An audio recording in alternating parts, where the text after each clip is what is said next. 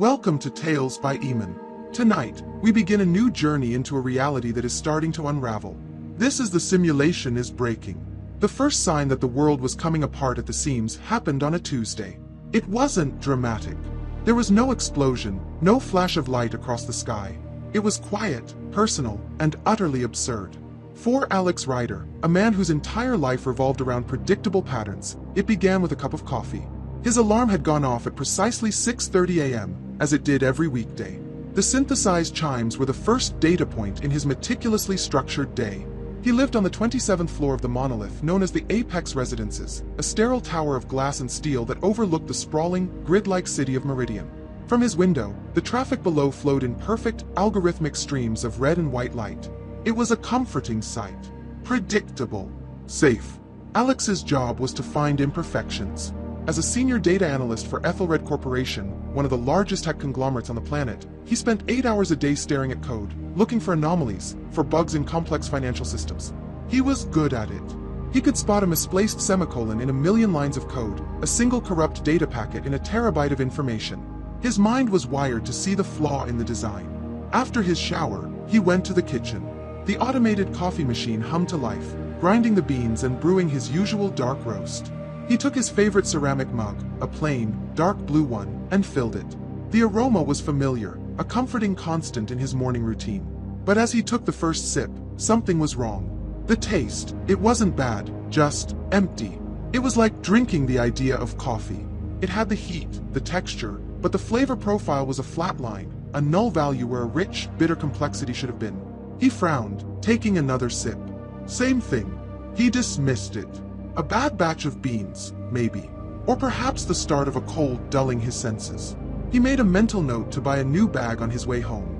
An acceptable deviation. He could account for it. The commute was seamless, as always.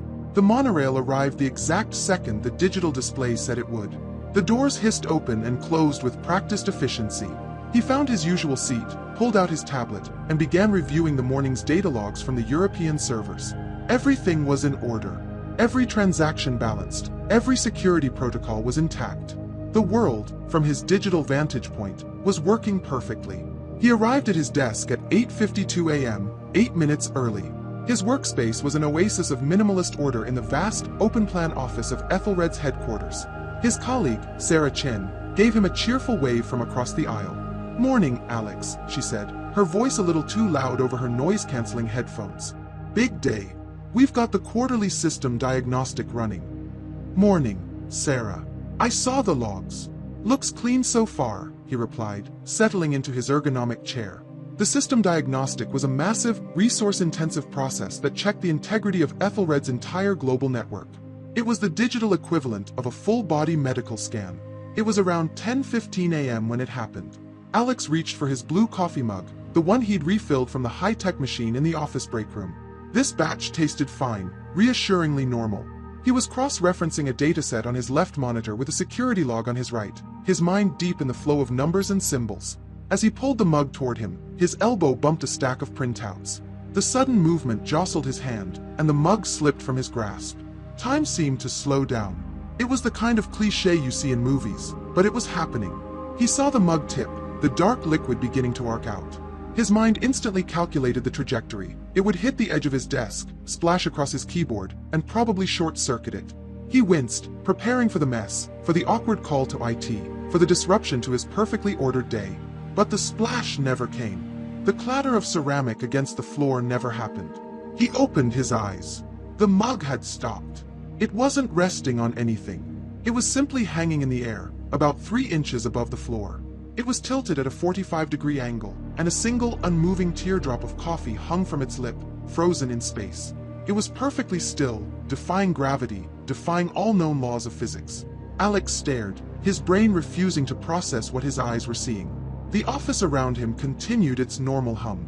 Keyboards clicked, phones rang softly, Sarah was humming a tune. No one else had noticed. It was his own private miracle, or his own private nightmare. His heart began to pound, a frantic, irregular drumbeat against his ribs. This was not a misplaced semicolon.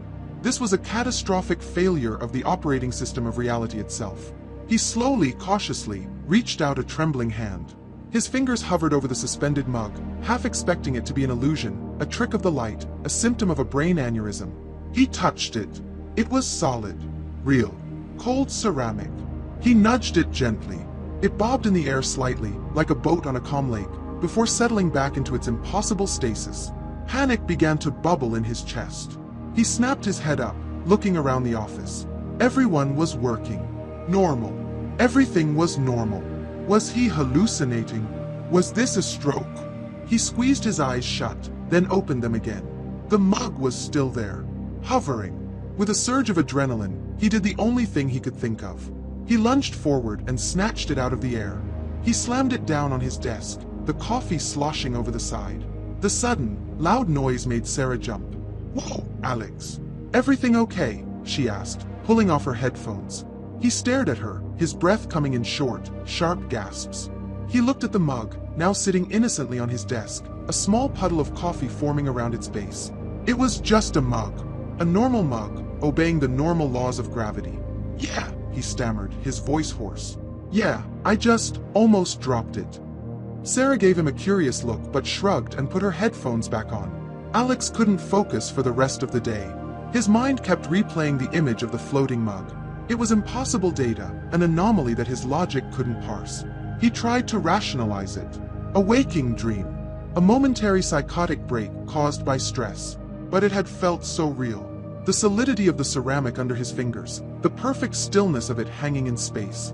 He left work early, claiming a migraine. As he walked through the sterile white lobby of the Ethelred Tower, he felt a new, creeping sense of dread. The world around him suddenly seemed thin, like a stage set. The polished marble floors looked a little too perfect, the piped-in classical music a little too crisp. He felt like he was looking for bugs again, but this time, the code was reality itself. Stepping out onto the busy street, the feeling intensified. He watched a flock of pigeons take flight from the plaza, and for a split second, their movements seemed synchronized. Too synchronized. Like a canned animation cycle on a loop. He shook his head, trying to clear it. He was just being paranoid. But then he saw it. Across the street, an old man was sitting on a park bench. He was dressed in ragged clothes, a common sight in the city. But as Alex watched, the man flickered.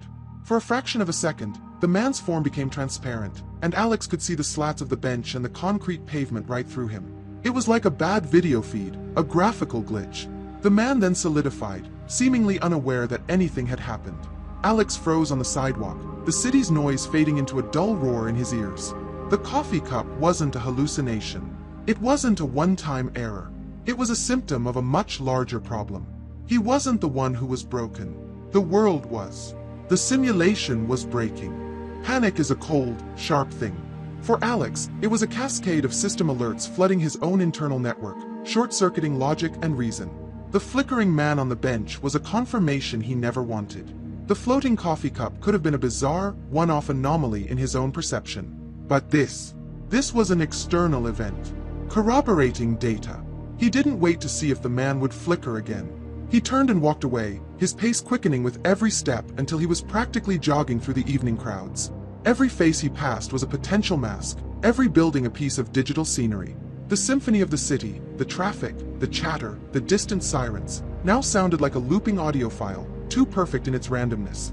He felt 1,000 unseen eyes on him, the silent observation of the system itself, now aware that one of its users had seen behind the curtain. By the time he reached his apartment building, he was drenched in a cold sweat. He fumbled with his keycard, his hand shaking so badly it took 3 tries before the light on the scanner turned green. The elevator ride to the 27th floor was the longest minute of his life. He stared at his own reflection in the polished steel doors, half expecting his face to dissolve into pixels. It didn't. He looked pale, terrified, but solid. He burst into his apartment and slammed the door, engaging the deadbolt with a loud, final-sounding thud. He stood in the dark, his back pressed against the door, his breath ragged. Silence. His apartment, once a sanctuary of order, now felt like a cage. A meticulously designed, high-resolution cage. He needed to test it. He needed more data. He stumbled into his living room and grabbed the first thing he could find, a heavy hardback book from his coffee table. He held it out at arm's length, his heart pounding. Then he let it go. It fell, hitting the hardwood floor with a solid, satisfying thwack. He picked it up and dropped it again. And again. And again. Each time, gravity worked perfectly. He moved to his desk and dropped a pen. It clattered onto the surface, exactly as it should. He went to the kitchen and took an apple from the fruit bowl, tossing it in the air. It rose and fell in a perfect, predictable arc. A part of him was relieved. A much larger part was terrified. The inconsistency was the problem. A bug that only appears under specific, unknown conditions is the hardest kind to find. A system that is only broken sometimes is far more maddening than one that is broken all the time. He spent the next hour like a man possessed, testing the physical laws of his own home. He ran the tap, watching the water flow. He flicked the lights on and off. He stared at his reflection in the bathroom mirror for 10 straight minutes, searching for any lag, any rendering error in the way his image mimicked his movements. There was nothing. Everything was stubbornly, frighteningly normal. Defeated, he collapsed onto his office chair. If the physical world wouldn't give him answers, perhaps the digital one would. He was a data analyst. This was his territory. He powered on his personal computer, bypassing his standard network and connecting through a series of encrypted virtual private networks that bounced his signal across the globe. He opened a privacy-focused browser and began to search. His first queries were simple, the kind a person losing their mind might type. Seeing things float. Did I see a person flicker? The results were useless. Medical forums about psychotic episodes, articles on optical illusions, threads about visual migraines. He refined his search terms, using the language of his profession. Physics engine failure in reality. Objects defying gravity glitch. Human figure rendering error. The results were closer to the mark, but still confined to the realms of science fiction and video game design forums.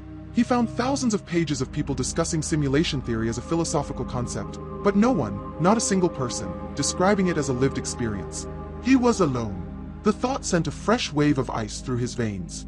4 hours, he dug deeper, navigating the dark corners of the web, sifting through cached pages of defunct websites and obscure academic servers. He felt like he was searching for that one misplaced semicolon again, but this time it was buried in the source code of existence. And then he found it. It was a fragment. A single post on a cryptography forum that had been deleted, but which he managed to pull from a digital archive. The post was from a user named Deadless7 and was dated 2 years prior. It was short and cryptic. System integrity is failing, it read. Seeing more render errors, especially with low-priority assets. Pigeons, transients, background foliage. The lag is becoming more noticeable. They are patching it, but the patches are making it worse. It's creating memory leaks. If you see it too, be careful. The observers do not like being observed. Alex read it again, then a third time. His blood ran cold. Low-priority assets. Transients. The flickering man on the bench. The lag. The split second the coffee mug had hung in the air. This wasn't just him. Someone else had seen it. This Deadless7, whoever they were, had seen it 2 years ago. The observers. Who were the observers? The system administrators? The architects of the simulation? The thought was terrifying. The post ended abruptly. There were no replies. A search for the user Deadless7 across the web yielded nothing. It was a digital ghost, but it was proof. His phone buzzed on the desk, startling him. The screen lit up with a name, Eleanor Albright. His boss. He hesitated, then answered, forcing his voice to sound steady. Hello, Alex. Eleanor. I heard you left early with a migraine. Are you feeling any better? Her voice was exactly as it always was, calm, measured, devoid of any real emotion. It sounded synthesized. Yes. Yes, Ms. Albright. Much better, thank you for asking. The bright lights in the office must have triggered it. I see, she said. There was a pause. Alex could hear a faint, rhythmic clicking in the background. The diagnostic is complete. We flagged a minor data corruption in your sector's logs, timestamped at 10:15 a.m. It was insignificant, a single string of junk data. Already purged. I just wanted to make sure it wasn't related to your system's performance. 10:15 a.m. The exact moment the mug had hovered. Alex's throat went dry. A single string of junk data. Was that what they called it? The record of a miracle, of an impossibility, dismissed and deleted as a meaningless error. No, Alex managed to say. My system was running fine. No issues on my end. Good. We need you sharp tomorrow, Alex. A new project is coming down the pipeline. Of course. "I'll be there," he said. "Get some rest, Alex." She hung up. He slowly lowered the phone. They had seen it. Something had seen it. The system had registered the anomaly, classified it as junk, and deleted it. And his boss was calling him to, what? Check on him. Or to subtly warn him. The observers do not like being observed. He felt exhausted, mentally and physically drained. He leaned back in his chair, rubbing his tired eyes. He needed to think, to form a plan. But his mind was a storm of paranoia and impossible facts. He let his hands drop into his lap and stared at them under the dim light of his desk lamp. His hands. Solid, familiar. Veins, knuckles, fingernails. He had always had a small scar on his right thumb from a childhood accident with a pocket knife. He traced it now, a grounding, physical anchor in a world that had become unmoored. He focused on the scar, on the texture of his own skin. And as he stared, the world fell away. For one terrifying, silent second, the illusion shattered. His hand was no longer flesh and bone. It was a translucent, shimmering wireframe. A lattice of glowing green lines, forming the polygons of his fingers, his palm, his wrist. He could see the faint outlines of the desk straight through it. It was a blueprint, an unfinished model, the raw code of his own physical form. Then, just as quickly as it appeared, it was gone. His hand was solid again. The scar, the skin, the knuckles. All there. But he had seen it. He had seen the code. And the terrifying truth crashed down on him with the force of a physical blow. The bug wasn't just in the world around him. The bug was in him too. He wasn't just a user living in the simulation. He was a part of it. Sleep did not come. How could it? Every time Alex closed his eyes, he saw the glowing green lattice of his own hand, the wireframe skeleton beneath the skin. The image was burned into his memory, a permanent scar on his perception of self. He was not Alex Ryder, a man. He was Alex Ryder, a program. A complex bundle of code and subroutines running on a platform he was only just beginning to comprehend. The realization didn't just bring fear, it brought a profound, soul-crushing existential vertigo. His memories, his feelings, his consciousness, were they real, or were they just elegantly written script? He lay awake in his bed, staring at the ceiling as the city lights painted shifting patterns across it. He was a prisoner in a cell that was indistinguishable from his own body. When his alarm chimed at 6:30 a.m., the synthesized sound felt like a command prompt, booting him up for another cycle. Going to work was an act of supreme will. The Ethelred Tower, once a symbol of stability and progress, now looked like a colossal server rack, the dark glass hiding the humming machinery that ran his world. Every person he passed in the lobby, every security guard, every smiling receptionist, was a potential non-player character, an NPC, or worse, an observer. He kept his head down, his gaze fixed on the floor, terrified of making eye contact and seeing a flicker, a glitch, a hint of the artificiality behind their eyes. His boss, Ms. Albright, was waiting for him at his desk. She stood with a perfect, rigid posture, holding a tablet. Her presence felt immense, like a system administrator checking on a faulty process. "Alex. Good you're here," she said, her voice cutting through the office hum. "Walk with me." He followed her numbly toward a conference room. "About that new project I mentioned," she began, not looking at him. "We're launching a new initiative, codenamed Project Chimera. It's a predictive analytics engine designed to identify and neutralize system instability before it occurs. Financial markets, social trends, network traffic. It models the data to find anomalies that could indicate a future crisis." Alex felt his blood run cold. Neutralize system instability. "What kind of anomalies?" he asked, his voice tight. "Any kind," she said, turning to face him as they reached the conference room door. Her eyes were a flat, emotionless gray. "Anything that deviates from the predicted optimal path. Your job will be to refine the pattern recognition algorithms. You're the best we have at spotting imperfections. I expect you'll excel." She gave him what he supposed was meant to be a smile, but it didn't reach her eyes. It was a facial expression rendered without the underlying data of warmth. He spent the morning in a state of high-alert paranoia, trying to look busy with the preliminary files for Project Chimera while his mind raced. He had one goal, one desperate hope, to find Daedalus 7. He couldn't use the Ethelred network. Ms. Albright's call had confirmed they could monitor everything, right down to a single string of junk data. He used his personal phone, tethered to his laptop through a secure connection, routing his traffic through the same chain of VPNs as the night before. He went back to the archived forum post. Daedalus 7. Cryptography forum. 2 years ago. It wasn't much to go on. Daedalus was the master craftsman from Greek mythology who built the labyrinth. A fitting name for someone trying to navigate, or perhaps escape, a constructed reality. He began a painstaking process of digital archaeology. He searched for the username Daedalus7 on every platform he could think of, other coding forums, old social media sites, gaming networks, academic paper repositories. Most searches led to dead ends, inactive accounts, or different users entirely. But after nearly 3 hours, he got a hit. A very old, very obscure code-sharing repository used by open-source developers. An account with the name Daedalus7 had made a single contribution to a small, experimental encryption project. The date of the contribution was just over 2 years ago, shortly before the forum post was made. This was him. It had to be. Alex's heart hammered against his ribs. He examined the code the user had contributed. It was a brilliant, complex piece of work, a method for hiding data within seemingly random noise. It was elegant, efficient, and years ahead of its time.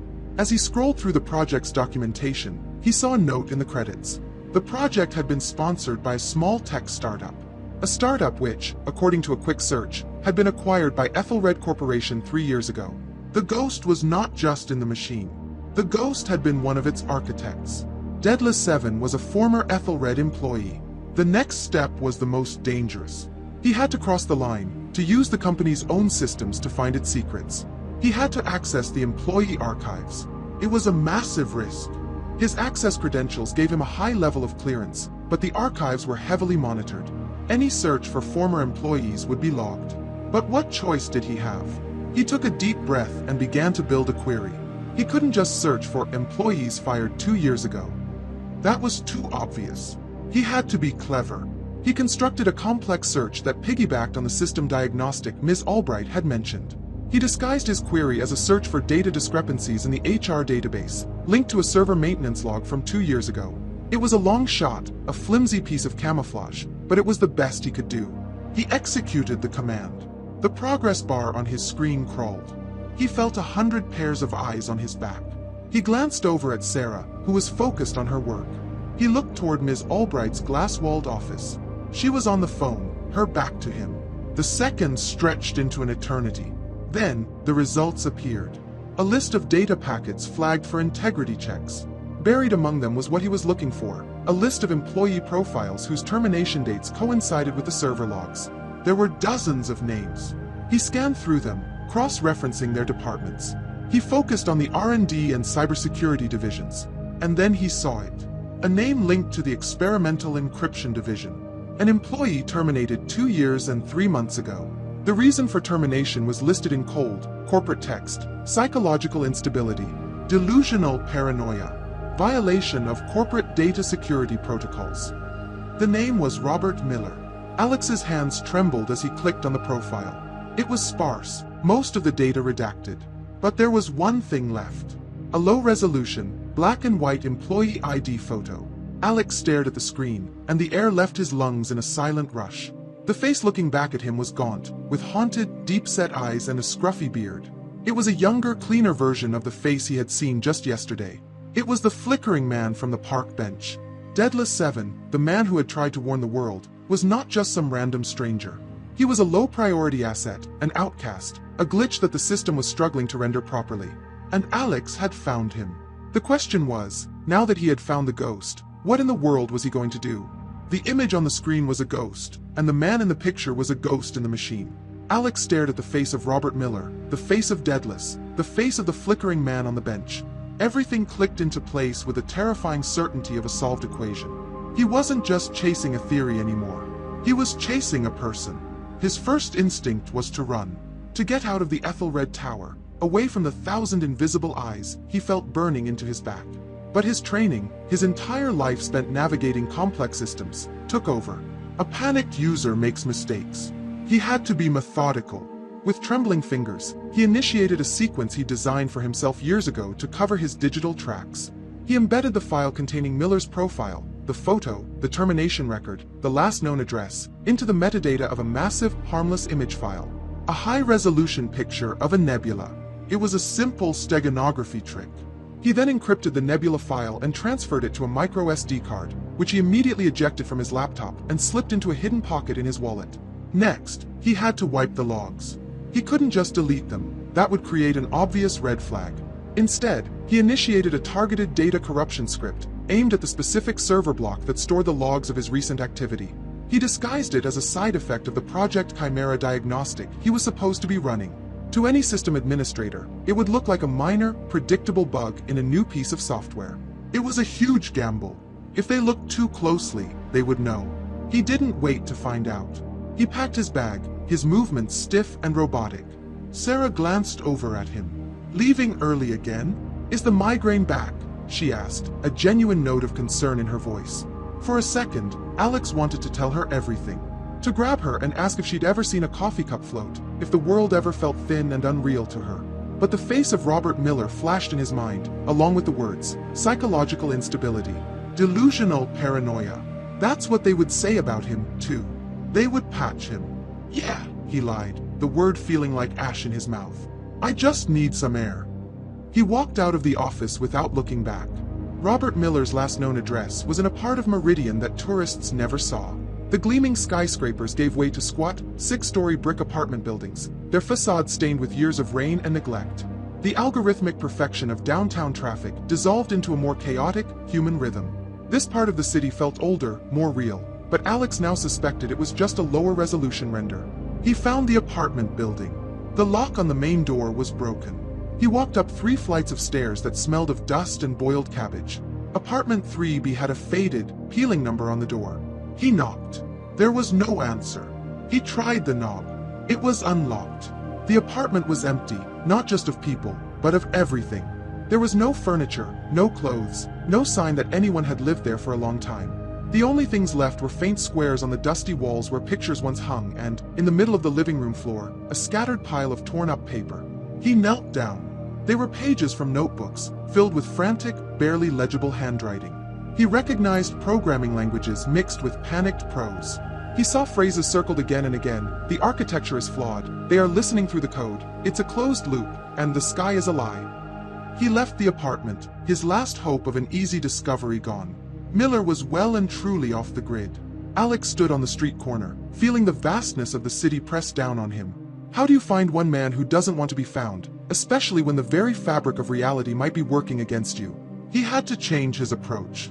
Robert Miller was a low-priority asset, a glitch. So Alex started searching the places the system itself seemed to neglect. He spent the afternoon visiting homeless shelters and soup kitchens, showing Miller's photo on his phone. He got a few vague nods of recognition. "Yeah, I've seen that guy. Real quiet. Talks to himself," one person told him. "He calls himself Cassandra," said another. A prophet cursed to never be believed. As dusk settled over Meridian, Alex's paranoia began to sharpen. He started noticing them. Men and women in simple, unremarkable business clothes. One standing at a bus stop, not getting on any bus. Another reading a newspaper on a bench, never turning the page. They never looked directly at him, but he felt their presence, their passive, unwavering observation. They were the system's antivirus, running a quiet scan. The observers. His phone, which he was using to navigate, started acting up. Maps would refuse to load. Search results for nearby shelters would time out. It was subtle, deniable, but it was happening. The system was pushing back. He was exhausted, hungry, and ready to give up for the day when he turned down a narrow, refuse-strewn alleyway. The air was thick with the smell of decay.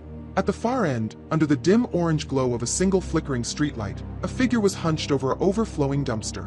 The figure was wearing a tattered coat, their movements slow and deliberate. Alex's heart stopped. Even from this distance, he recognized the profile. It was him. He walked slowly, deliberately, his footsteps echoing softly in the confined space. He didn't want to startle him. When he was about 10 feet away, the man looked up. His eyes, wide and terrified, locked onto Alex. It was the same haunted face from the photograph, but now it was hollowed out by fear and desperation. "Stay back," Miller hissed, his voice a dry rasp. "I know what you are." "My name is Alex Ryder," Alex said, holding his hands up in a placating gesture. "I'm not going to hurt you." "A new face. A new program," Miller spat, backing away until he was pressed against the brick wall. "They sent you, didn't they? The observers sent you to patch the error. To delete me." His eyes darted around wildly, as if looking for an escape route that didn't exist. Alex knew he had only one chance to break through the wall of paranoia. He had to prove he was on the inside, that he had seen the flaw in the design. He took another step forward, his voice barely a whisper. "I'm not an observer," Alex said, his heart pounding. "I'm looking for Deadless." The name hit Robert Miller like a physical blow. The wild terror in his eyes was instantly replaced by something else, pure, unadulterated shock. His jaw went slack. The frantic energy drained out of him, leaving him slumped against the wall, staring at Alex as if he were seeing a ghost. For the first time, Alex saw a flicker of the brilliant mind that had once been, a glimmer of the man who had dared to look behind the curtain. For a long moment, the only sound in the alley was the distant hum of the city and the frantic beat of Alex's own heart. The name, Deadless, hung in the air between them, a password spoken into the void. Robert Miller's paranoid, hunted expression slowly dissolved, replaced by a deep, soul-shaking weariness. He sagged against the wall, the fight draining out of him. "Deadless," he whispered, the name a ghost on his lips. "I haven't heard that name in years. No observer would know that name." He straightened up, his eyes sharp and analytical for the first time, the brilliant programmer peering out from behind the mask of the terrified transient. "They can't access archived, user-generated data that's been flagged for deletion. It's a flaw in their search protocol. So, you're real. You're awake." He looked Alex up and down, a new intensity in his gaze. "But how? What did you see?" "A coffee cup," Alex said, his voice quiet. "It hovered in mid-air. It just stopped. Then, I saw my own hand. It wasn't skin. It was a wireframe. Green, glowing lines." Miller nodded slowly, a grim understanding dawning on his face. "A physics engine stall and a self-rendering error. They're getting sloppy. The lag is getting worse." He scanned the entrance to the alley, his paranoia returning, but now it was focused, purposeful. "We can't talk here. This area is too high traffic. Too many cycles. Come on." Without waiting for a reply, Miller turned and slipped into a deeper darkness at the back of the alley, prying open a rusted maintenance hatch that Alex hadn't even noticed. The stench of stagnant water and cold earth wafted out. "Watch your step," Miller mumbled, disappearing inside. Hesitantly, Alex followed him down a rickety iron ladder into the city's forgotten underbelly. They were in a cavernous, brick-lined sewer tunnel. The air was cold and damp. Their footsteps echoed in the immense, empty space. Miller navigated the tunnels with an expert's familiarity, taking turns that seemed random to Alex. He noticed that the farther they went, the less detailed the environment became. The brickwork grew smoother, the textures less defined, like a video game level the player was never meant to explore. Finally, Miller stopped at a heavy iron door and pulled it open, revealing a small, dry chamber. It was a forgotten maintenance junction, filled with defunct machinery and tangled cables. In the center of the room, Miller had built a nest. A sleeping bag lay on a pile of discarded newspapers. An old computer terminal, ancient by modern standards, was wired to a series of car batteries, its green monochrome screen glowing faintly. The walls were covered in papers, the same frantic scrawls Alex had seen in the apartment, but these were organized, forming complex diagrams and flowcharts. It was the research of a madman or a genius. "Welcome to the kernel," Miller said with a humorless smile. "Or as close as we can get to it. The system doesn't waste many resources rendering places like this. We're off the grid here. Mostly." He gestured for Alex to sit on an overturned crate. "So," Miller said, pacing the small space, "you saw the glitches. You know the world isn't real. What do you think this place is? A prison? A game?" "I don't know," Alex admitted. "A simulation. A program." "Close," Miller said. "It was built as a closed-system predictive engine. The Meridian project. An attempt by its creators to model a perfect society, to solve for chaos. But the creators are long gone. They just wound it up, set it running, and left. We're the descendants of the original data, evolving over countless cycles. The machine just keeps running. And Ethelred, the company we both worked for, are its unknowing janitors. They maintain the hardware that hosts us, thinking they're just running the world's most powerful data conglomerate." He pointed a shaky finger at Alex. "The observers you saw? They're just system maintenance. Defrag programs, antivirus, error checkers. They aren't evil. They're just code. Their job is to maintain stability. And people like you and me, people who wake up, we are the ultimate instability. We are viruses in their system." "And you?" Alex asked. "What happened to you?" A shadow passed over Miller's face. "I was like you. I was the best. I could see the patterns nobody else could. I started finding anomalies in Ethelred's deep code, things that defied the laws of computer science. I built a backdoor, a diagnostic tool to look deeper. And I saw it all. The source code of reality. When I tried to tell my superiors, the system flagged me. It didn't send an observer to delete me. That's too crude. It creates too much data fragmentation. Instead, it edited me. It rewrote my life's code. It inserted flags for mental instability, triggered a corporate firing, corrupted my financial records, deleted my social connections. It pushed me to the fringes, made me a low-priority asset. It starved my code of processing cycles until I started to de-render. He gestured to his own body, a bitter smile on his face. I am literally a bug in the software. Alex's mind reeled, trying to process the sheer scale of it all. The glitches, he said. The lag. You said it's getting worse. Much worse, Miller confirmed, his voice dropping to a grim whisper. The system is ancient. It's running out of memory, out of processing power. The patches the observers apply are just temporary fixes that create more problems. It's heading for a total system failure. A kernel panic on a reality-wide scale. It's not just a crash, Alex. It's a full deletion. Everything and everyone inside will be wiped. Blank slate. A cold dread, deeper than any fear he had ever known, settled in Alex's stomach. When? I don't know. A year. A month. A week. My models are incomplete. But it's soon. Alex stood up, his mind racing. There had to be a way. There was always a way. So we get out, he said. We escape. There has to be an exit. Miller stopped pacing and turned to face him. He looked at Alex with an expression of profound pity. Escape, he said softly. Escape to where? There is no outside. There's no hard drive to eject. This is it. Everything. There is no exit. Alex felt the last of his hope crumble. He had gone from a man in a world, to a program in a machine, to a prisoner on death row. But, Miller continued, a faint, dangerous spark returning to his eyes. While I was inside the source code, I found something. A vulnerability. It's not an exit door. He walked over to his glowing green terminal and typed a single command. A cascade of complex code filled the screen. It's a command prompt, he said, turning back to Alex. A backdoor to the root user. You can't escape the simulation, Alex. But if you have root access, a manic, brilliant grin spread across his face. You can rewrite the rules. The words hung in the dusty air of the forgotten chamber. You can rewrite the rules. It was the most terrifying and exhilarating sentence Alex had ever heard. For his entire life, he had worked within systems, finding flaws but always adhering to the fundamental rules of the code. The idea of gaining access to the source file, of becoming the programmer instead of the analyst, was a paradigm shift so profound it left him breathless. Hope, an emotion he thought had been permanently deleted, began to reboot in his mind. How? Alex asked, his voice barely a whisper.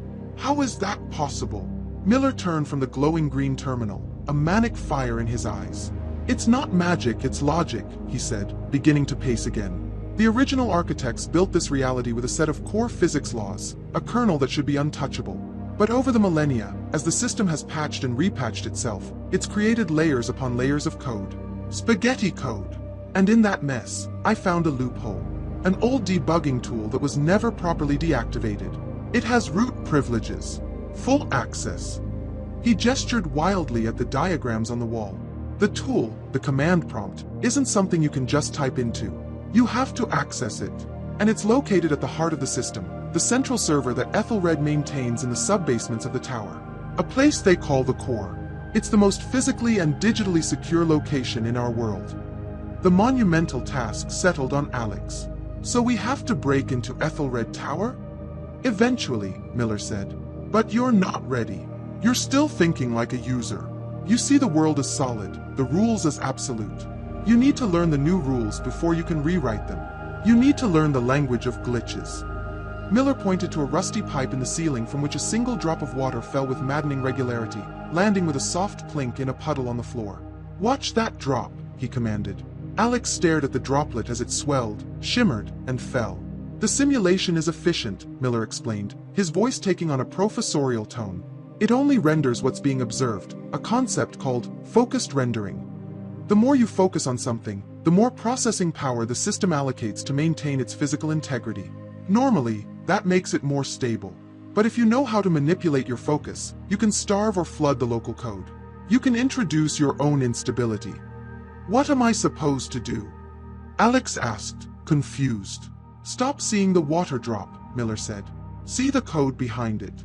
See the variables, mass, velocity, gravity_constant. See the subroutine that tells it to fall. Now, try to insert a new command. A simple one. Pause_execution.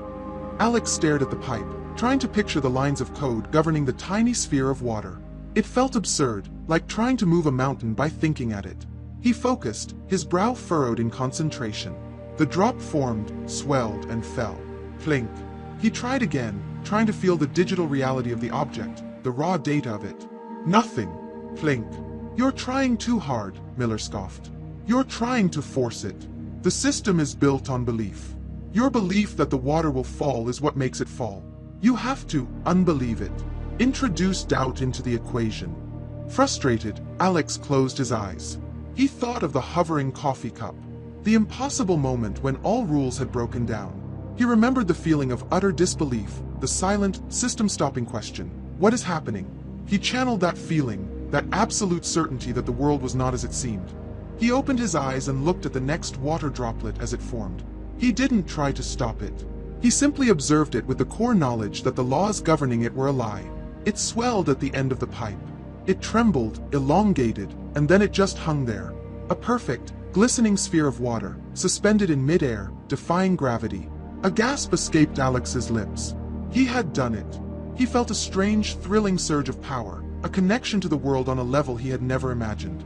He held his focus for another second, and then his concentration broke. The droplet fell, splashing into the puddle. Good, Miller said, a rare note of approval in his voice. You're a natural. It's your analytical mind.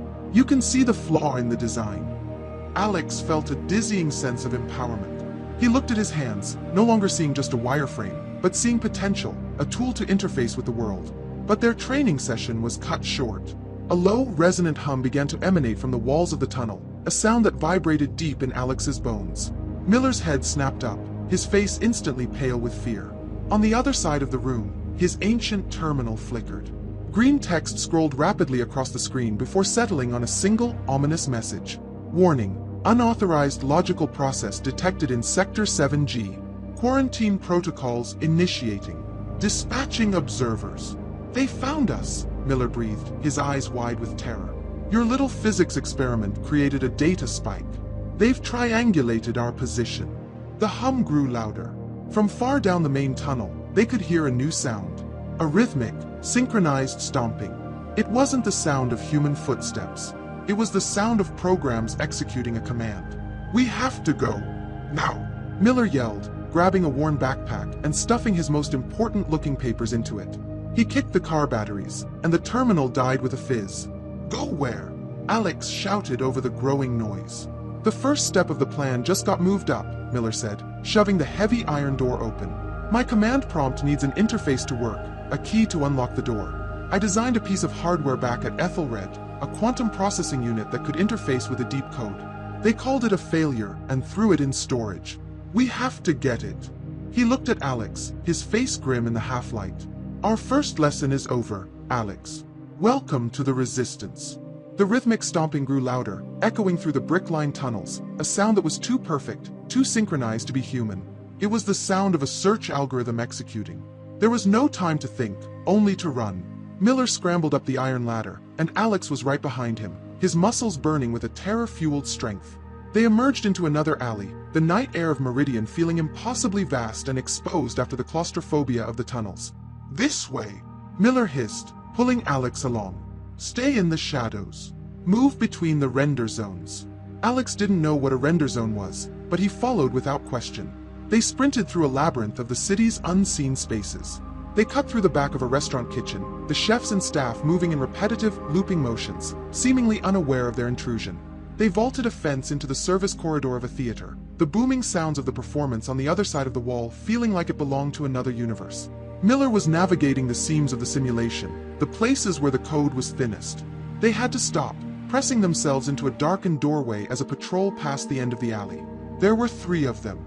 3 figures in nondescript gray business suits. They walked in perfect lockstep, their faces utterly blank, their eyes fixed forward. They didn't scan the area like humans would. Instead, their heads pivoted in short, sharp, 90-degree increments, like security cameras. They moved with a terrifying, unnatural efficiency. One of them stopped, and its head swiveled to look directly at the darkened doorway where they were hiding. Alex's blood turned to ice. He was certain it saw them. But after a moment, it swiveled back and continued on its path, the rhythmic stomping fading into the distance. "They're scanners," Miller whispered, his voice trembling slightly. "They only see what they're programmed to look for. Heat signatures, audio spikes, deviations from the baseline code. As long as we stay calm and out of sight, we're just background noise to them." They finally found a temporary sanctuary in the one place in the city that never truly slept, the Meridian Central Public Library. The immense, century-old building was a fortress of data, a chaotic hub of human activity that Miller theorized would create enough random noise to mask their digital signatures from the observers. They found a secluded corner on the third floor, surrounded by towering shelves of forgotten history books.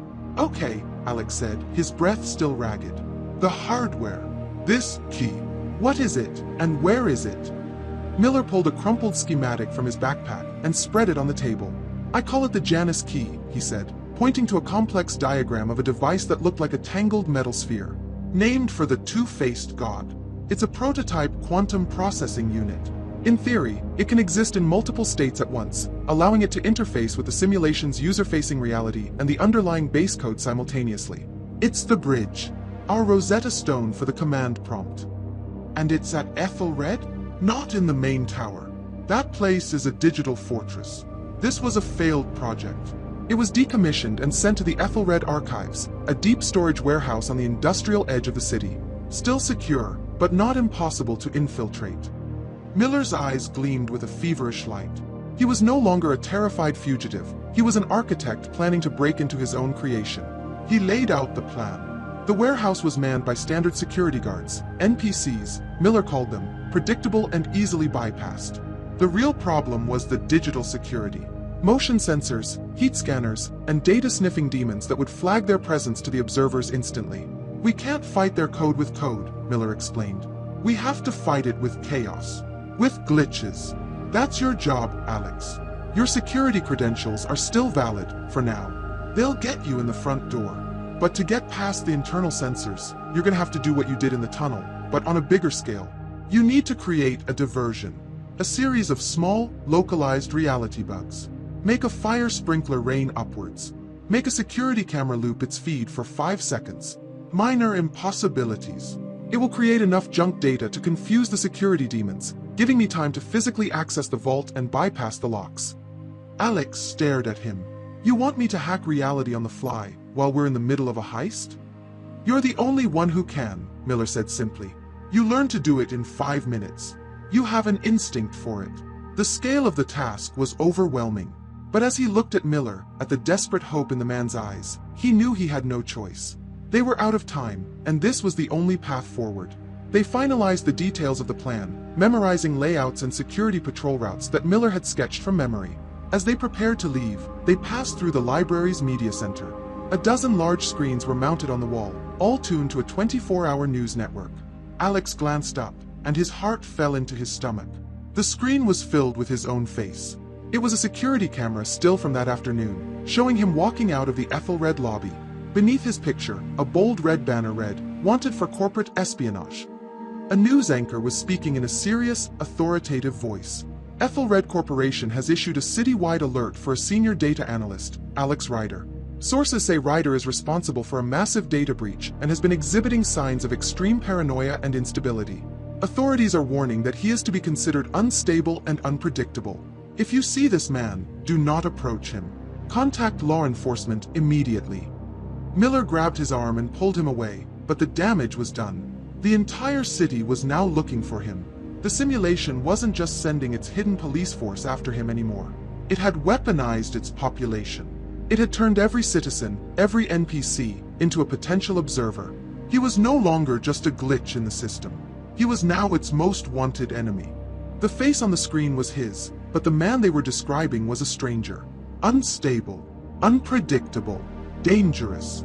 The words were code, a status update broadcast to every user in the simulation. His status had been changed from citizen to threat. The library, which had felt like a sanctuary moments before, now felt like a glass cage. A woman sitting a few tables away glanced up from her phone, looked at the screen, and then her eyes drifted towards him. There was a flicker of recognition, a slight widening of her pupils. She was running a query, matching the data. "We're burned," Miller hissed, yanking Alex by the arm and pulling him into the labyrinth of bookshelves. "Every camera is a spotter, every person is a node in their network.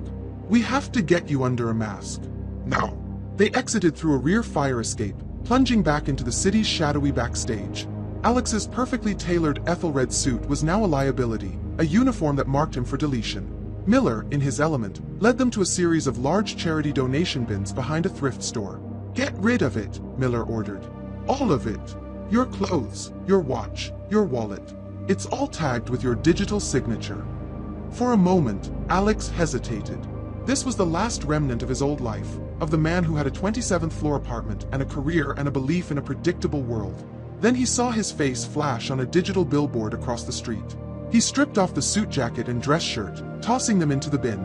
He pulled on a frayed, dark hoodie, a pair of worn-out jeans, and a grimy beanie that smelled of dust. The clothes were rough against his skin, a physical reminder of his new reality. He was no longer Alex Ryder, data analyst. He was a ghost, a fugitive in the ghost machine. Their journey to the industrial sector was a masterclass in paranoia. They took the late-night subway, the carriage filled with the tired, blank faces of NPCs heading home after their scripted routines. Alex kept his head down, the beanie pulled low, his heart pounding every time someone's gaze lingered on him for more than a second. He could feel the network, the interconnectedness of the simulation, in a way he never had before. It was a web, and he was the fly it was trying to catch. The Ethelred Archives complex rose out of the darkness, a collection of monolithic, windowless concrete cubes surrounded by a high, electrified fence. It was less ornate than the main tower, but just as imposing. It was a tomb for forgotten ideas. "The patrols are on a 15-minute loop," Miller whispered, pointing to a single guard post at the main gate. "The guard is a basic NPC. He won't deviate from his script unless given a direct command. Your access card should still be active. The system is arrogant. It won't expect you to walk right up to the front door. It's the one move they won't predict." They waited for the patrol to pass, then walked calmly towards the gate. Alex's hand trembled as he held his Ethelred ID card up to the scanner. For a horrifying second, nothing happened. Then, a green light blinked, and the gate slid open with a soft hum. They were in. The entrance lobby was sterile and silent, a single guard sitting behind a curved desk, staring blankly at a bank of security monitors. This was the first test.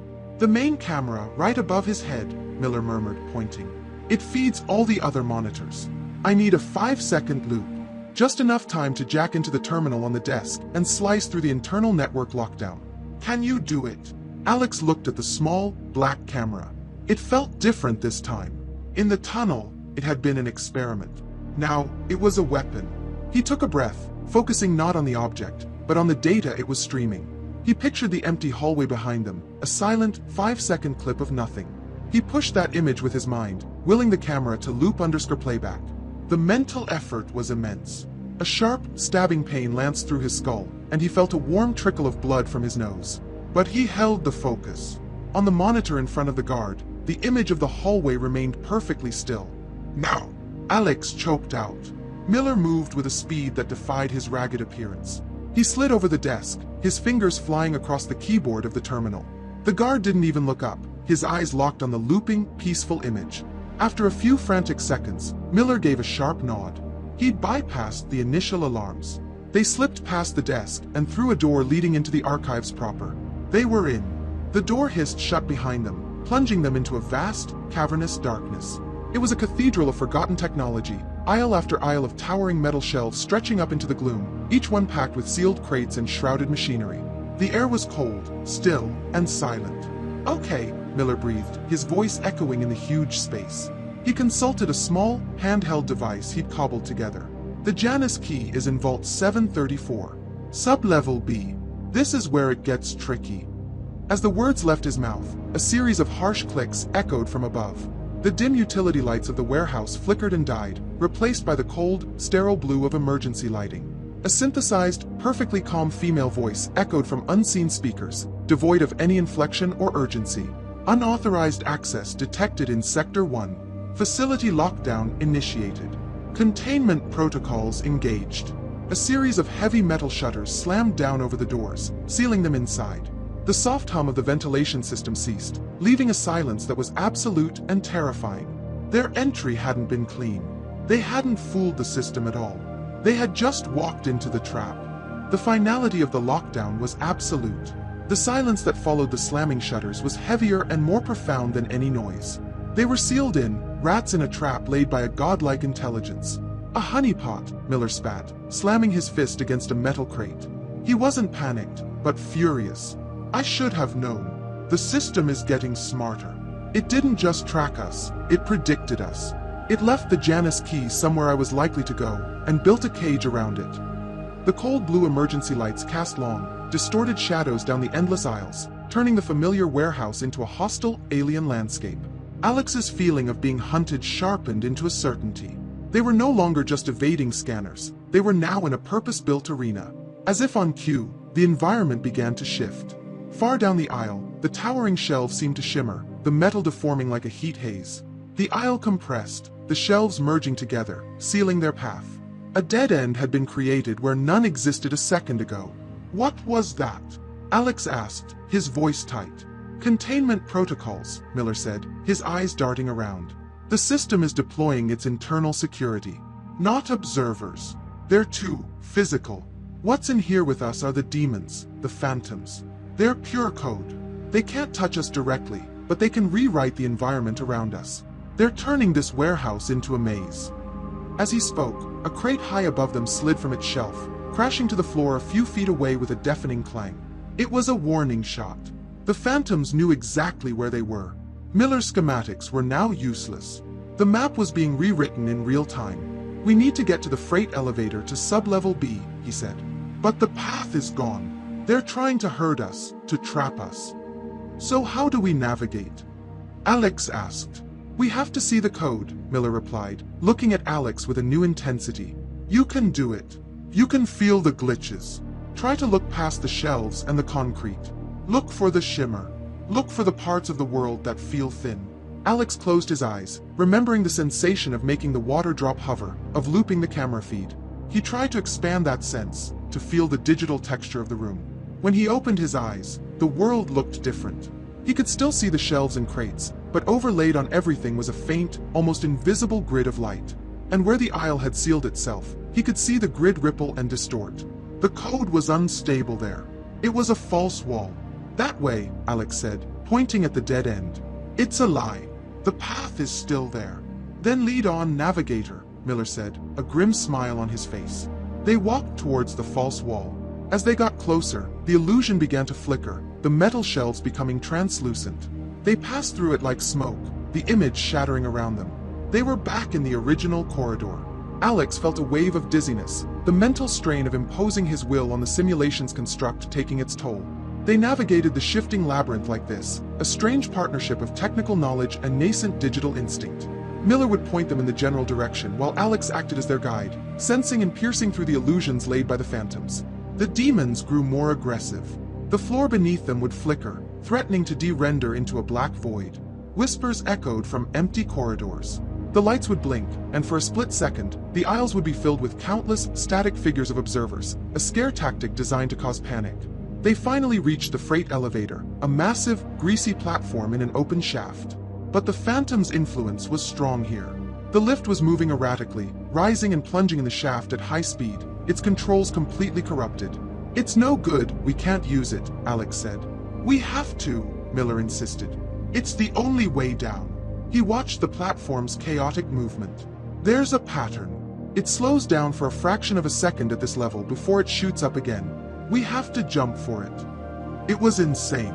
But as the platform came rushing down and momentarily slowed, Miller leaped. He landed hard on the metal platform, turning back to Alex. Come on. Alex hesitated, and the platform shot upwards. He was alone. The whispers around him grew louder. He fought back his panic as the lift came plunging down again. He took a deep breath, focused on the speeding platform, and pushed with his mind, not to stop it, but to slow it. Decrease _velocity modifier equals 0.5. For 1 precious second, the platform's descent slowed to a manageable speed. Alex jumped. landing clumsily but safely on the platform as his nose began to bleed again from the strain. He had done it. The doors to sub-level B were a welcome sight. This area was different. It was colder, the air cleaner. The shelves were replaced by rows of sealed, high-tech vaults, each with a complex electronic lock. There, Miller said, pointing to a vault at the end of the hall. 734. He knelt before the lock's interface, pulling tools and a data cable from his bag. This is my territory. I designed this lock system. Just give me a minute. As Miller worked, Alex stood guard, scanning the silent, blue-lit corridor. The whispers had stopped. The environment was stable. It was too quiet. A deep, resonant hum started again, seemingly coming from the walls themselves.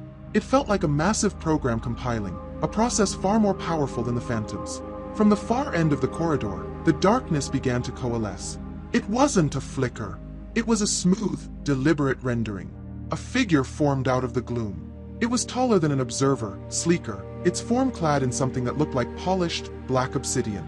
It had no face, just a smooth, featureless surface. It was not a program disguised as a man. It was a program that had no need for such deception. It took a step forward, and a voice spoke, not from any speaker, but directly inside their minds. The voice was calm, genderless, and utterly without emotion, like a machine reading a diagnostic report. Anomaly detected. Unauthorized root access attempt. Analysis. Corrupted user data. Viral code. The faceless head tilted. Action. Purge. The faceless, obsidian figure took another step, its movements unervingly smooth, lacking the subtle imperfections of a physical body.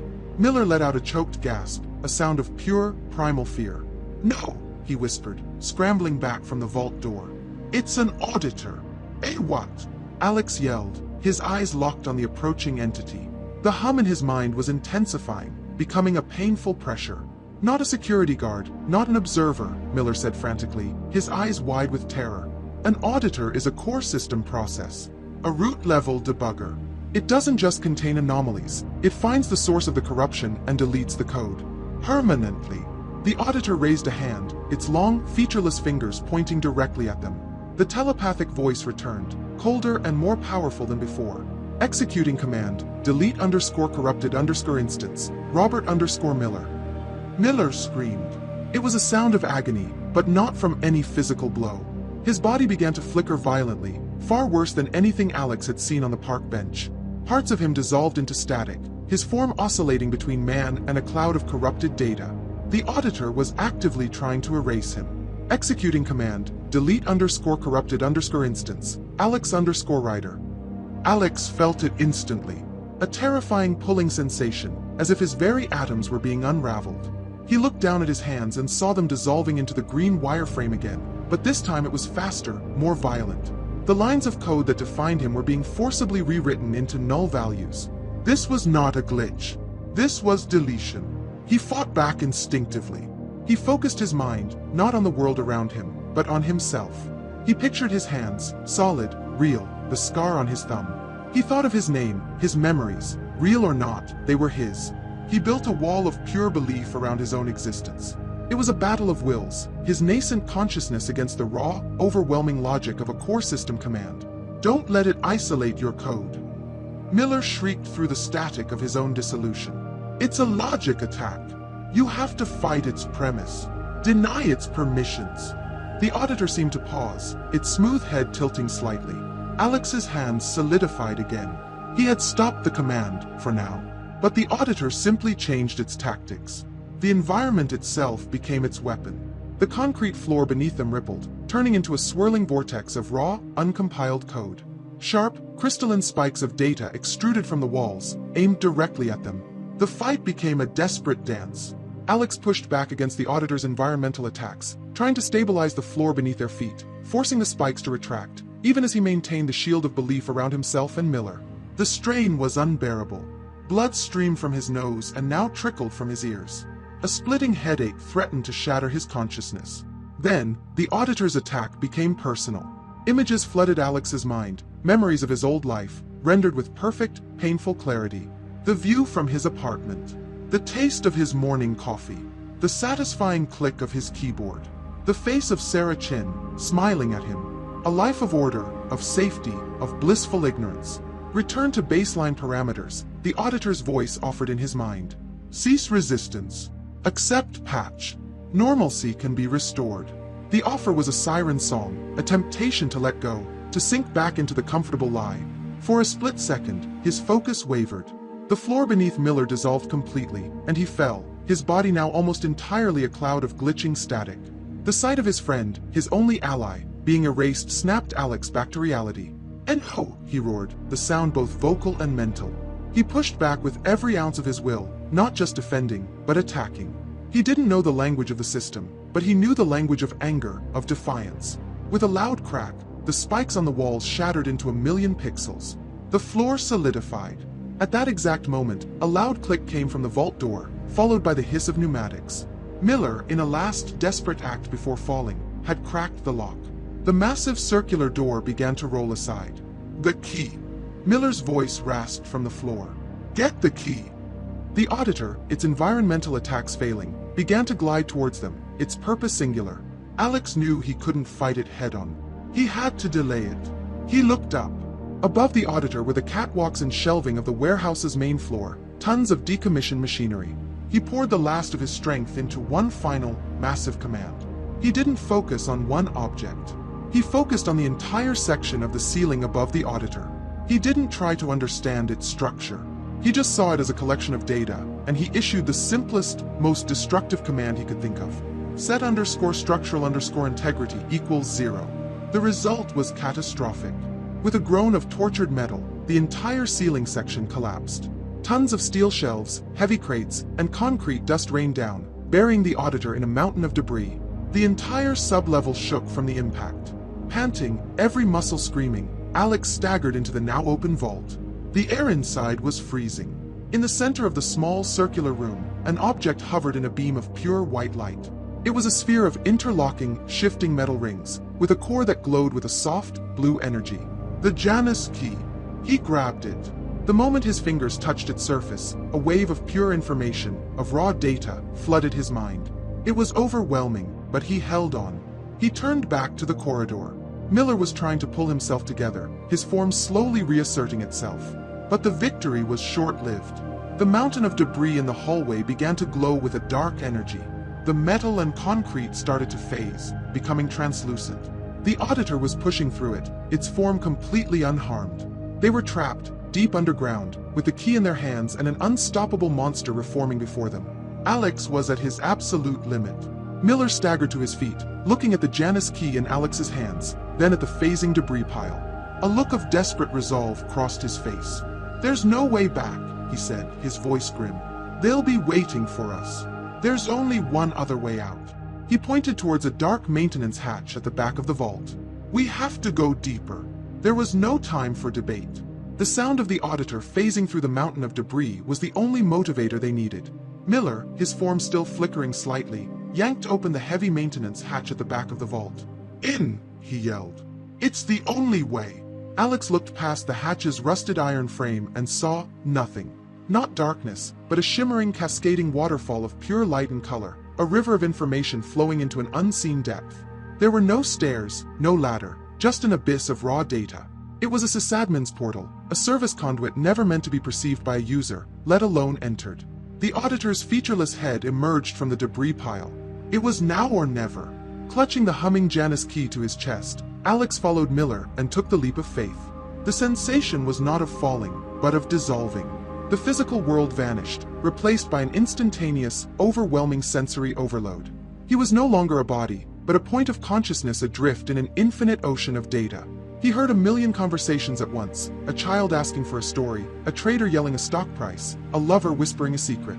He saw fragmented images flash before his eyes, a bird in flight, a car crash, the glow of a traffic light, the smile of a stranger. He felt the raw, unfiltered emotions of every program, every NPC, every user in Meridian. Joy, anger, boredom, fear. It was the collective subconscious of a simulated world, and he was drowning in it. The Janus key in his hands pulsed with a steady, rhythmic warmth. It was an anchor.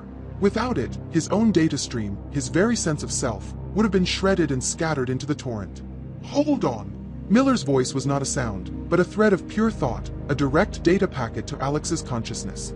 "Don't focus on any one stream, or it will pull you in. You'll get lost in the noise.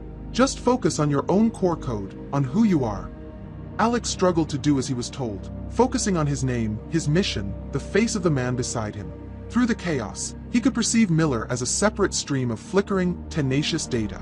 And behind them, a third stream, a massive, cold, perfectly ordered river of blackness that consumed all light and information around it. The Auditor. It was following them, a predator perfectly at home in the digital ocean.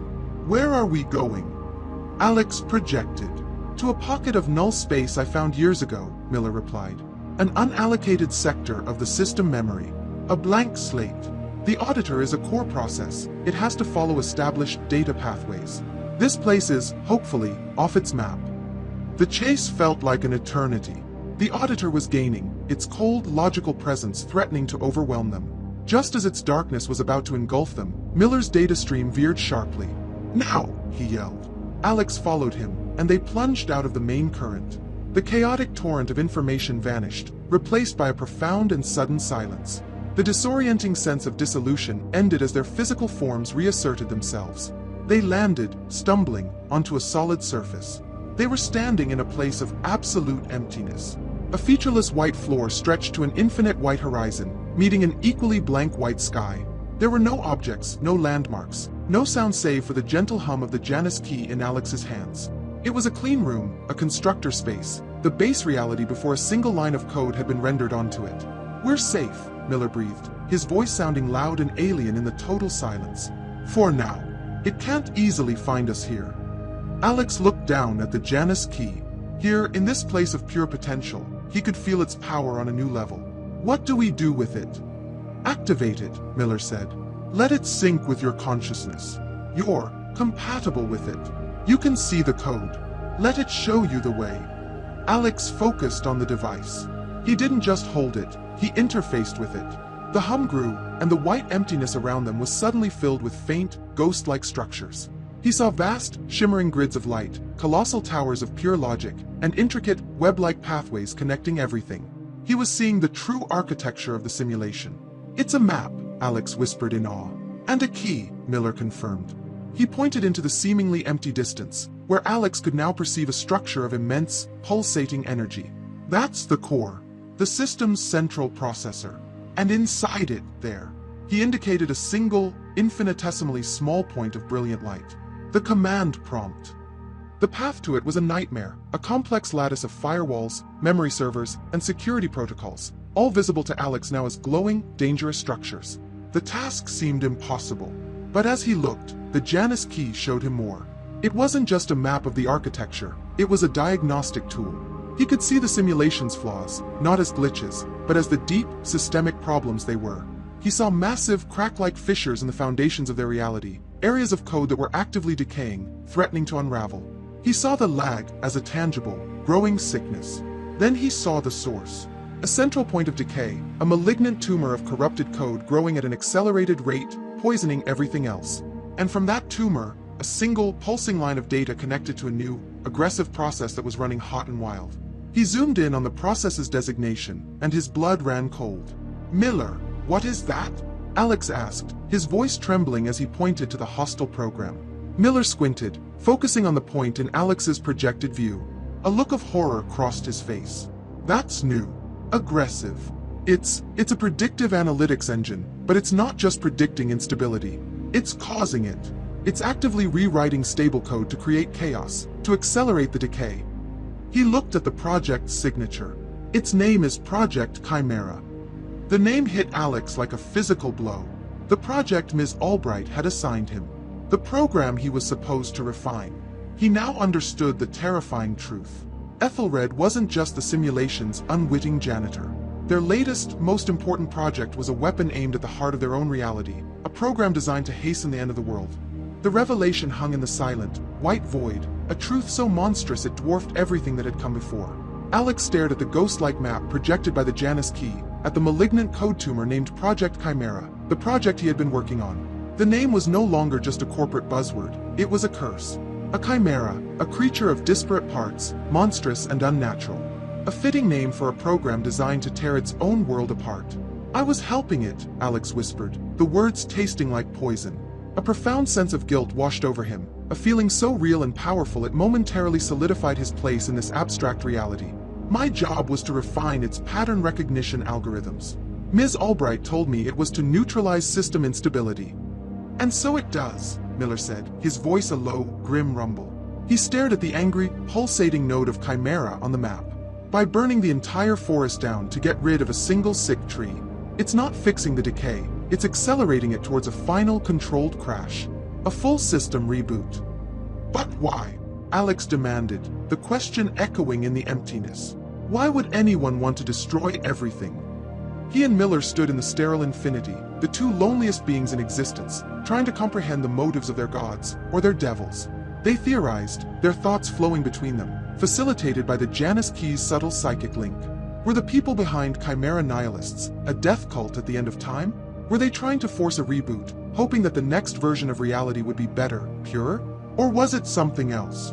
Something far more desperate? The creators, Miller mused, his eyes distant. The ones who built this place and left. What's the one thing that gets a programmer's attention when a piece of software locks up? He looked at Alex. A fatal exception error, Alex answered, the blood draining from his face. A crash report. A blue screen of death. Exactly, Miller said. Maybe they don't want to reboot the system. Maybe they want to break it so spectacularly that the original creators, wherever they are, will finally be forced to log back in. They're not trying to end the world. They're trying to escape it. The logic was insane, but it fit. A desperate, reality-wide gamble, sacrificing trillions of lives on the slim hope that there was an outside to escape to, and that someone on that outside was still watching. This changed everything. Their plan to reach the command prompt to fix the simulation's decay was now fundamentally flawed. It was like trying to patch a sinking ship while a saboteur was still blowing holes in the hull. We have a new objective, Alex said, a new, hard resolve in his voice. His guilt was transforming into anger. We have to stop Chimera. We cut the head off the snake first.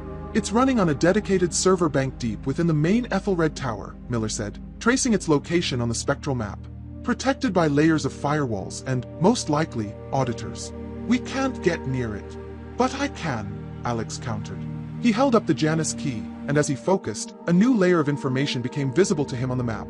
The intricate, internal architecture of the Chimera program itself. I was given high-level diagnostic access.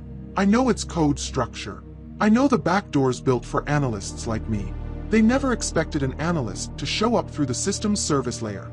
I have a way in. A new sense of purpose solidified between them.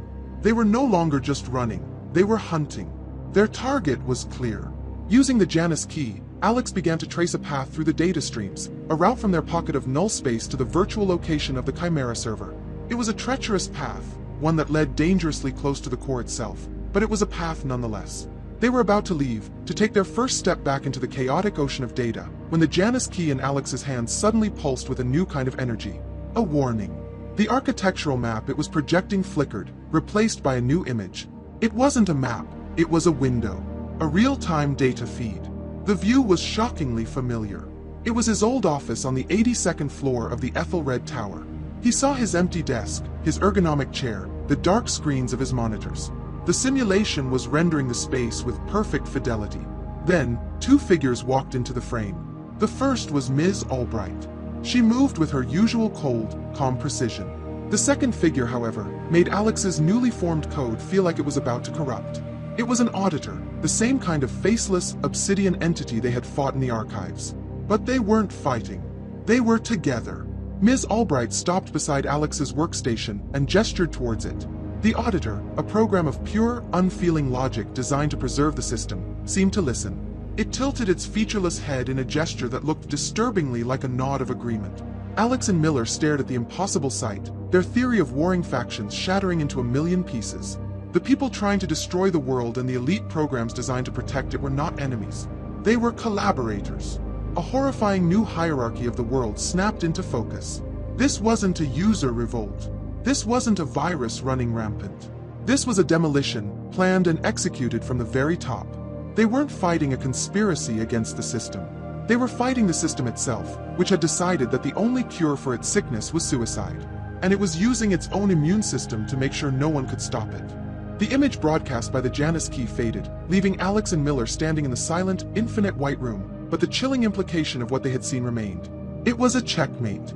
A move so utterly confounding it threatened to shut down their fledgling resistance before it had even begun. "It doesn't make sense," Alex said, the words echoing in the void. He was a man of logic, a bug hunter. And this was the biggest bug of all. The auditor's function is to delete corruption. Chimera is the ultimate corruption. They should be enemies, not colleagues. "I know," Miller said, pacing back and forth on the featureless floor, his face a mask of intense concentration. For a long time, he was silent, running the impossible equation through his mind. Alex let him think. He was the original architect, the ghost who had seen the machine's deepest secrets. Finally, Miller stopped.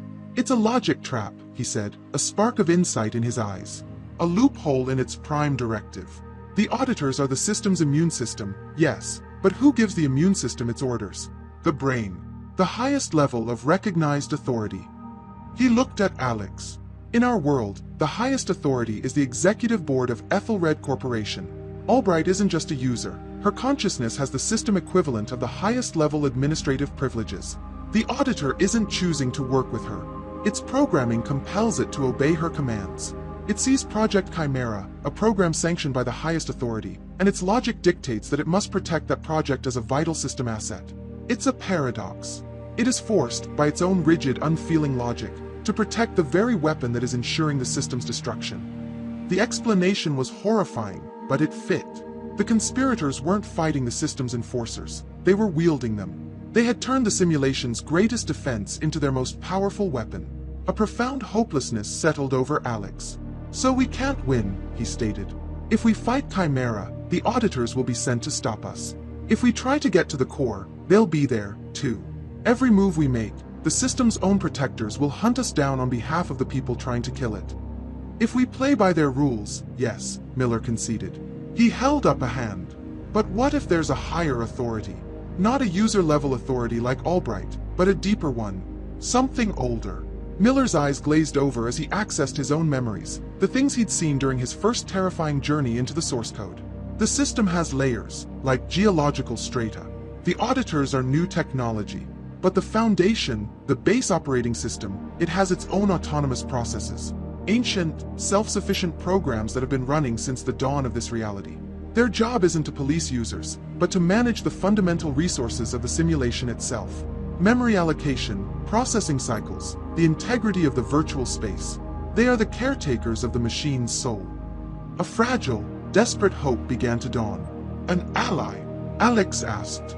"Maybe," Miller said cautiously. "There was one I sensed. A process of immense power and complexity, isolated from the Ethelred corporate hierarchy. I called it the Warden. Its sole purpose is to preserve the stability and integrity of the core architecture. Project Chimera's accelerated decay is a direct threat to everything the Warden is programmed to protect. If, and it's a big if, we can reach it, if we can present it with the evidence from the Janus key, we might be able to trigger its own prime directives. Directives that could be powerful enough to override Albright's authority." The plan was audacious. It was a Hail Mary pass into the heart of the machine. They were no longer just trying to fix the system. They were trying to report a rogue administrator to the system's original, silent god. Their new destination was clear. Alex once again interfaced with the Janus key. He pushed past the layers of Ethelred's corporate network, past the core itself, searching for the deep, foundational code Miller had described. And then he found it. A vast, isolated domain of pure, ordered energy, connected to everything but controlled by nothing. The home of the Warden. "I have it," Alex said. "I can map a path." With their new purpose set, they prepared to leave the sanctuary of the White Room. They took a final look at the quiet emptiness, the last truly safe place they might ever know, and plunged back into the chaotic, roaring river of the data stream. This time, the journey was different. Alex, guided by the Janus key, was no longer just a passenger.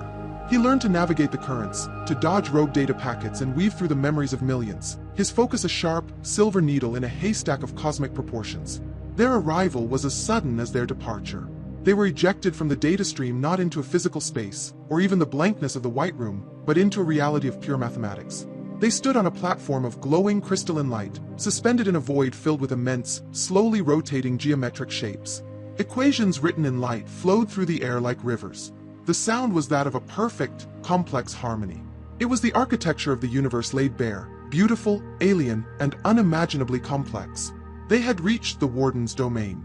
As they took their first tentative step, the Janus key pulsed a warning.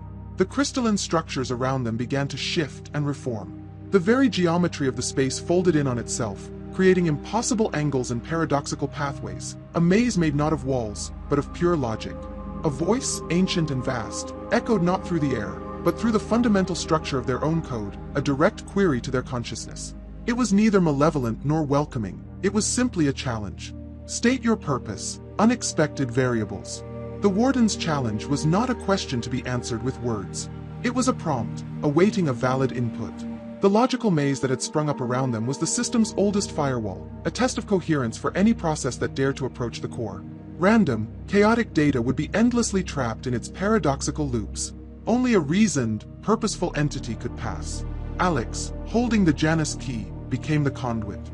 Miller, the logician, became the architect of their response.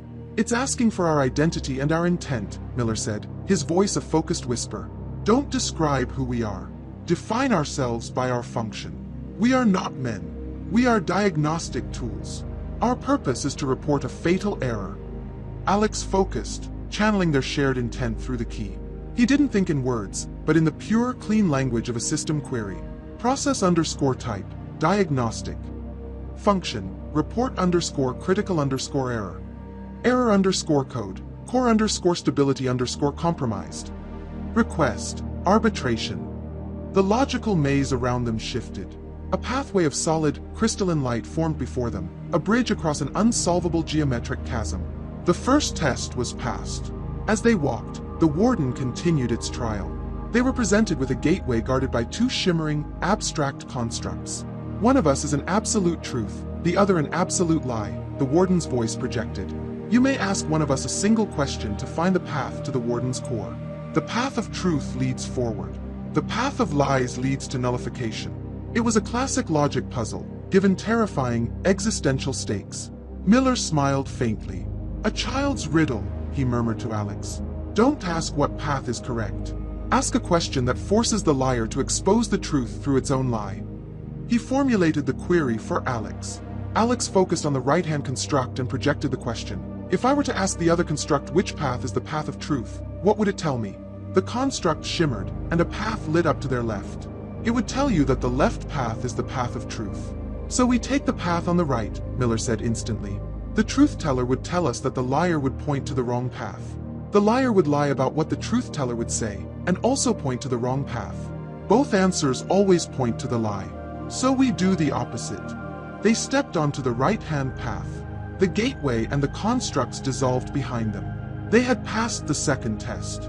They were worthy of an audience. The path led them to the center of the vast, mathematical domain. Here, the Warden's true form was revealed. It was not a being, but a place, an event. At the heart of the void was an immense, rotating hypercube, a four-dimensional object of impossible geometry, its facets constantly shifting, revealing glimpses of other equations, other possibilities. It was the living engine of the simulation's logic, beautiful and utterly terrifying in its complexity. "You have proven coherence," the Warden's voice stated, seeming to emanate from the hypercube itself.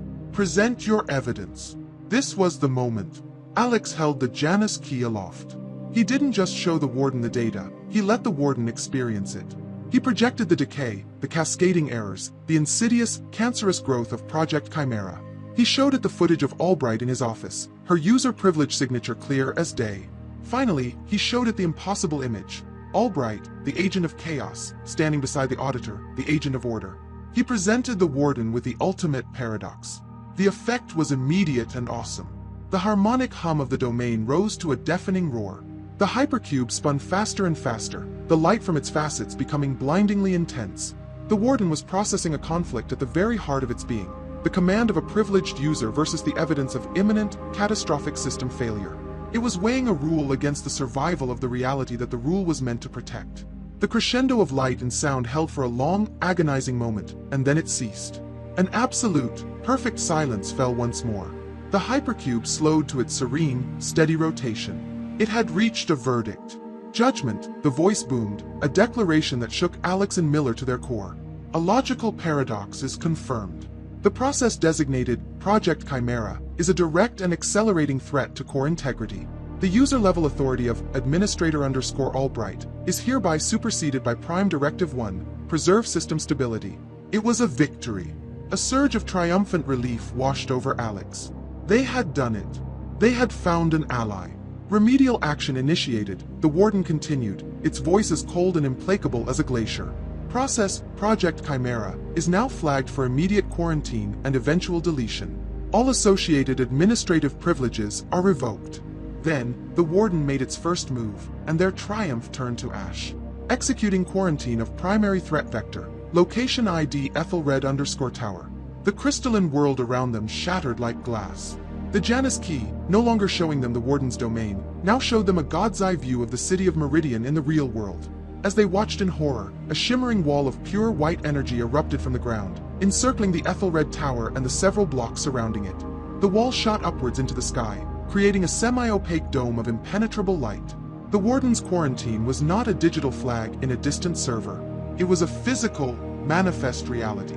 It had severed the Ethelred Tower, the heart of the conspiracy, from the rest of their world.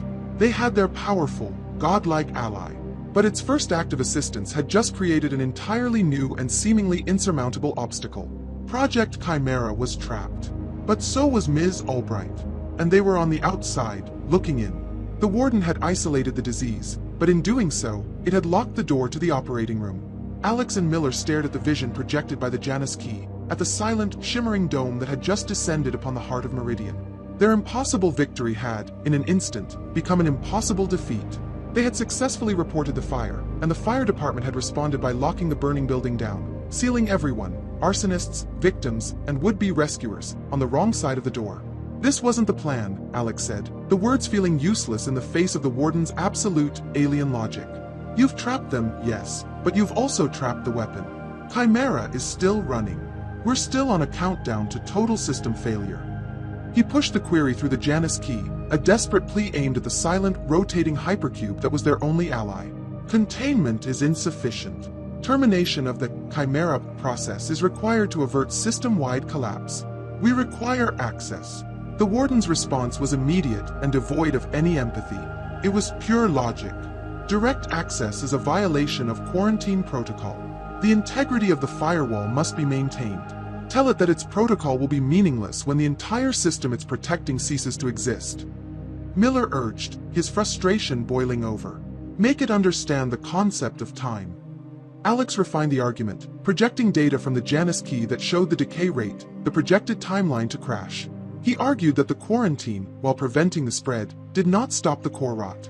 He made a logical case. The only way to adhere to Prime Directive 1, preserve system stability, was to allow a surgical strike. There was a long pause. The light from the hypercube seemed to dim as it processed this new variable. It was weighing the risk of a quarantine breach against the certainty of system failure. Your logic is valid, the Warden's voice finally returned. A direct intervention is calculated as the optimal path.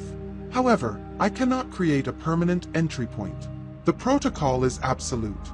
The quarantine wall is a firewall of pure code, but to maintain environmental consistency within its boundary, it must remain connected to the main simulation's data feeds.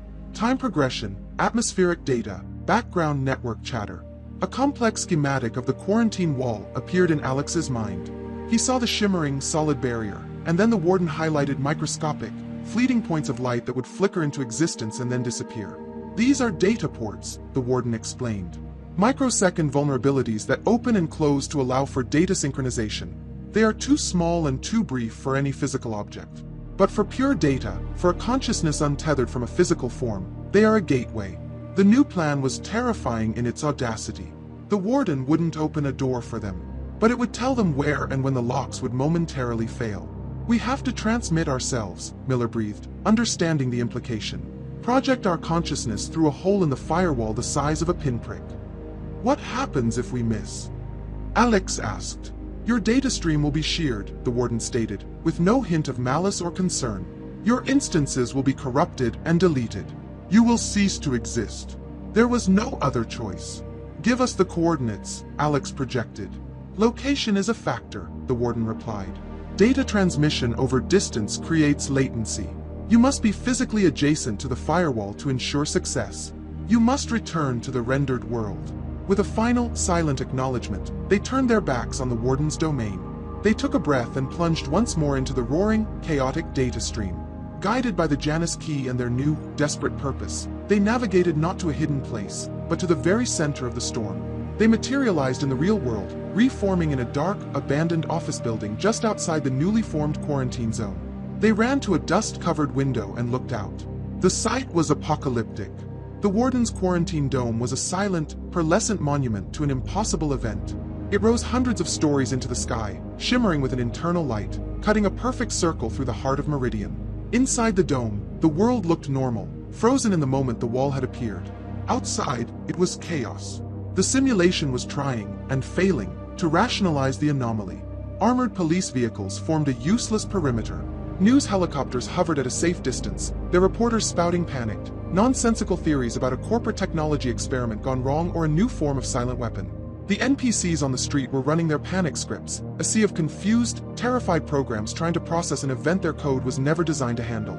"They're blind," Miller said, watching the scene. "The whole world is looking at the biggest glitch in history, and they're just making up stories to fit their programming." He and Alex were the only two beings in the city who knew the truth. They were no longer just fugitives. They were the sole bearers of a terrible, world-saving purpose. They found a high-level server room at the top of the abandoned building, giving them a clear, unobstructed line of sight to the dome. This would be their base of operations, the launch point for their digital assault. Alex held up the Janus key, and it came to life, interfacing with the Warden. A section of the pearlescent wall was highlighted in his vision, a sector designated Gamma 7. A timer appeared in the corner of his eye. Vulnerability window opening at designated coordinates. The Warden's voice echoed in his mind, a calm, final instruction. The window will be open for 0.75 seconds. The timer began to tick down from 60 seconds. Prepare for data transmission. The 60-second countdown began, a stark, digital timer in the corner of Alex's vision. Each descending number was a tick of a universal clock, counting down to either their greatest victory or their absolute annihilation. The world outside the abandoned server room, the panic, the sirens, the chaos, faded into an irrelevant hum. There was only the room, the dome, and the mission. "Okay," Miller said, his voice sharp and focused, a mission controller talking his pilot through a final checklist. "This is a data transfer, not a physical movement. You need to be as lean as possible. Shed the excess code." "What does that mean?" Alex asked, his eyes fixed on the shimmering target coordinate on the dome's surface. "Your perception of a physical body. The memory of taste, of touch, of smell. They're all just subroutines that add to the size of your data stream. You need to be a spear point, Alex, not a person. Reduce your instance to its core function, consciousness and intent. I'll follow your lead. The Janus key will be our packet header, it'll clear the path." Alex closed his eyes. The timer hit 45 seconds. He took a deep, shuddering breath and began to let go. He consciously pushed away the feeling of the rough fabric of his borrowed clothes, the chill of the server room air, the lingering taste of stale coffee. He let go of his memories, not deleting them, but archiving them, pushing them into the background. His awareness of his own body began to fade until he was just a single, focused point of will, a consciousness tethered to the warm, humming energy of the Janus key. The countdown hit 10 seconds. "Targeting stream is locked," Miller's voice said, now sounding distant. "The Warden is holding the window. It's all on you now, Alex." 5. Alex visualized the path, a straight line from his mind to the target. 4. He felt Miller's consciousness, a smaller, more frantic stream of data, align with his own. 3. He gathered his will, his entire being focused on a single command. 2. The world began to lose its color. 1. He was pure intent. 0. Execute _string transmission. The server room, the city, the world, it all vanished in an instant. There was no sound, no sensation of movement, only an impossibly fast journey as a beam of pure thought. He was a packet of data, a message written in the language of consciousness, fired across a digital void. Beside him, he could feel Miller, a desperate prayer clinging to his wake. Ahead of them, the quarantine wall was an infinite, pearlescent cliff face, a barrier of absolute logic. And then he saw it. Exactly where the Warden had promised. A shimmering, microscopic flaw, a tiny hole opening in the fabric of the code. The data port. Their 0.75-second window. They hit the aperture. The sensation was one of unimaginable pressure, of being compressed through an infinitely small point.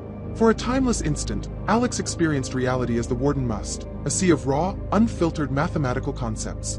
He felt the pure code of the firewall wash over him, threatening to tear him apart. The Janus key flared with energy, acting as a shield, its own complex code protecting their fragile data streams from being corrupted. And then they were through. They poured into the space on the other side, their data streams expanding, recompiling. The abstract void of the transfer gave way to a rendered reality. They landed hard, stumbling onto the cold pavement of a silent city street. They were inside. Alex's senses came rushing back in a disorienting flood. He could feel his body again, solid, heavy. He gasped, the air inside the dome feeling strangely flat and sterile. He looked at Miller, whose form flickered violently for a few seconds before stabilizing, leaving him pale and shaken. The world inside the quarantine zone was a ghost town. The sky was the same, the buildings stood, but all life had been frozen in a state of digital shock. The cars were stopped mid-lane. The people, the NPCs, were trapped in short, repetitive animation loops. A woman's hand jerked back and forth as she reached for a door that would never open. A man was frozen mid-stride, one leg hovering an inch above the pavement. The constant, ambient sound of the city was gone, replaced by an unnerving, profound silence. Over it all loomed the dark, silent monolith of the Ethelred Tower. "We made it," Alex breathed, a wave of disbelief and relief washing over him.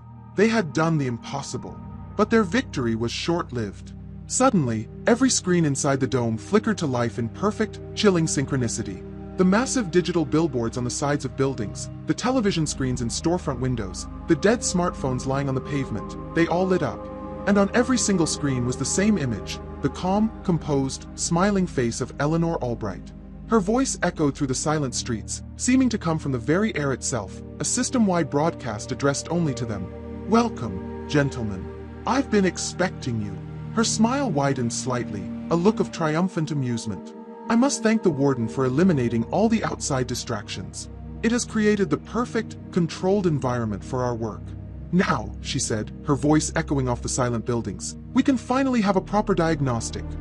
Alex and Miller stared at the 100 smiling faces of their enemy. They hadn't broken into a fortress. They had been welcomed into a perfectly designed, perfectly controlled arena. And its master was now ready to begin the games. Albright's voice faded, and the 100 screens went blank, plunging the quarantine streets back into an eerie, profound silence. Alex and Miller stood frozen on the pavement, the scope of their predicament crashing down on them. They were not infiltrators. They were specimens, willingly delivered to a mad scientist's laboratory.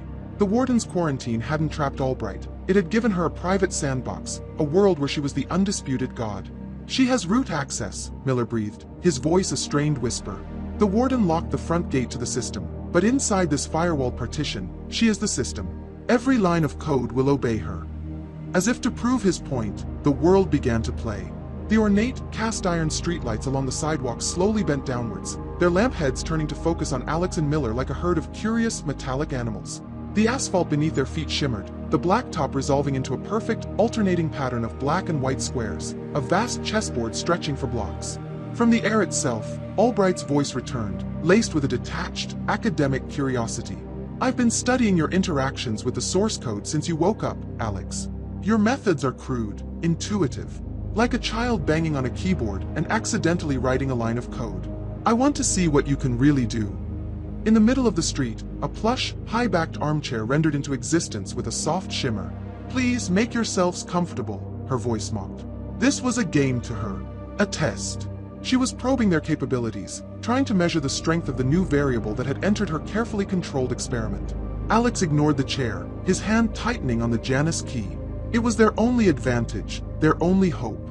"The Janus key," Miller murmured, his eyes scanning their warped surroundings. "She controls the user interface, the rendered world. But the key lets you see the code beneath it.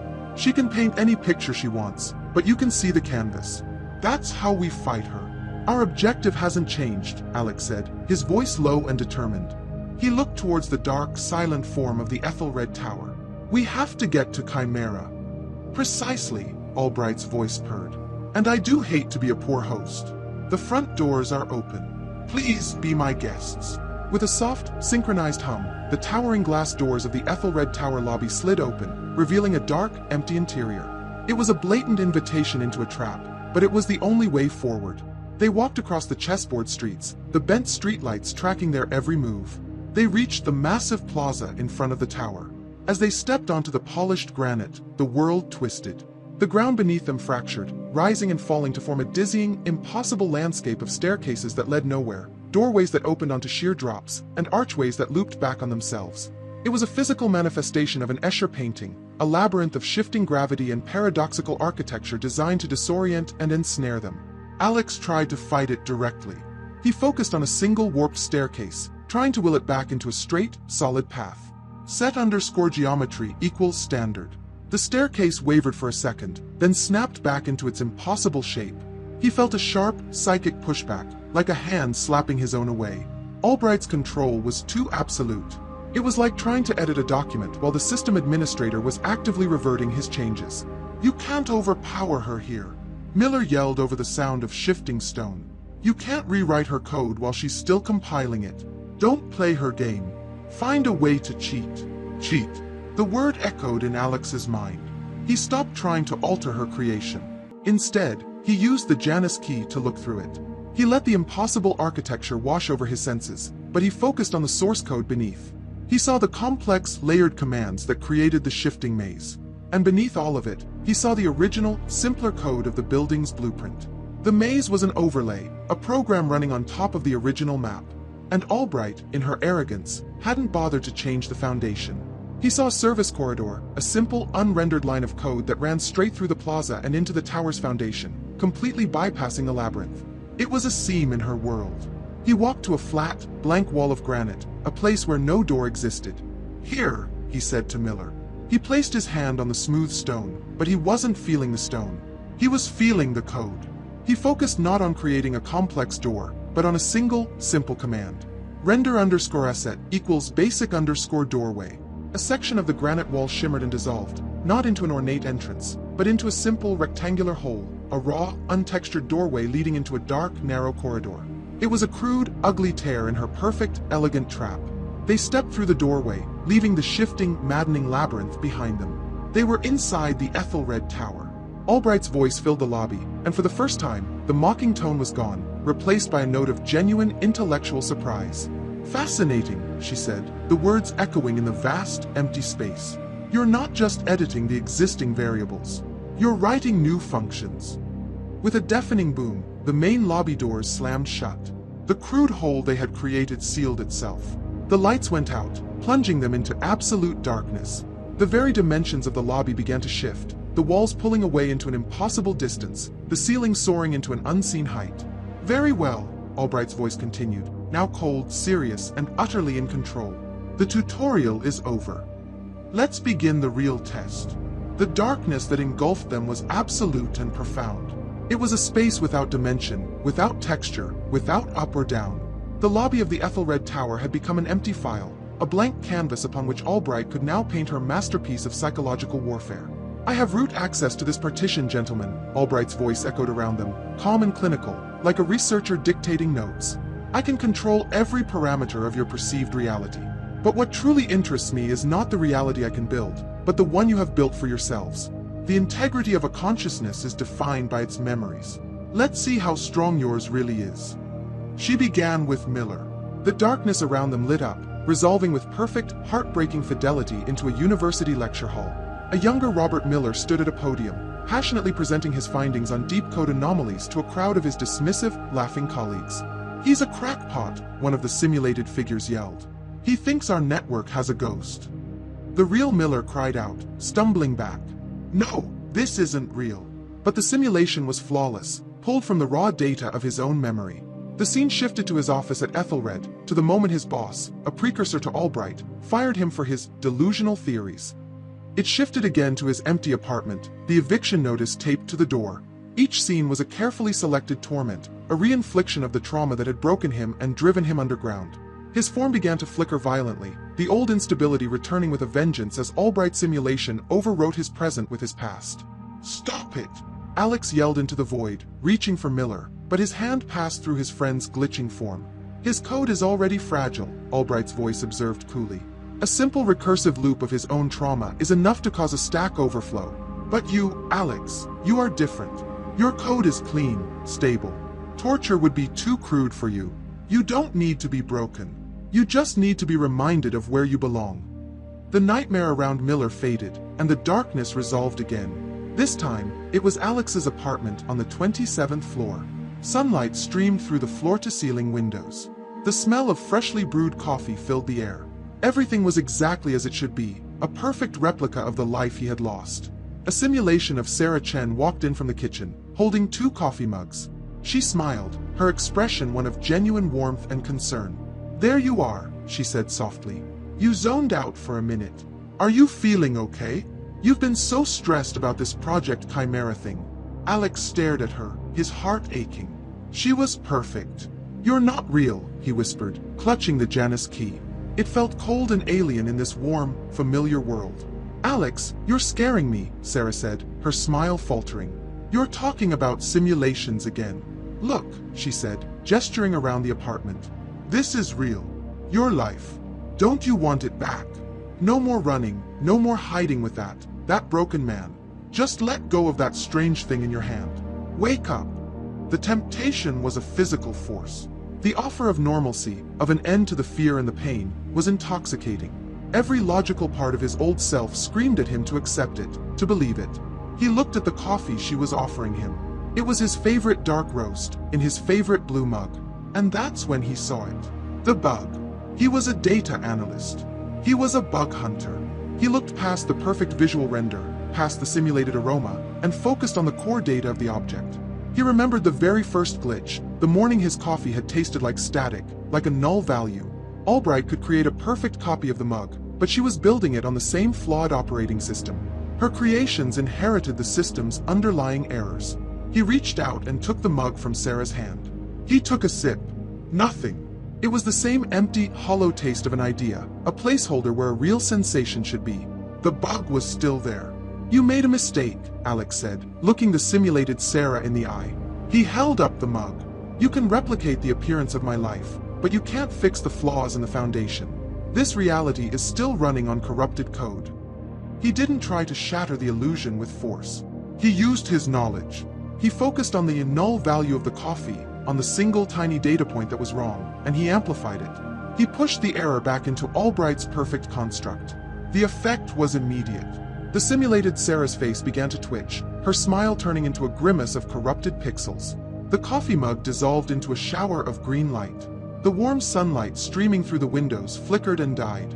The entire apartment began to tear at the seams, the beautiful illusion collapsing under the weight of its own internal contradiction. With a final, deafening shriek of tearing code, the illusion shattered, and they were back in the vast, empty darkness.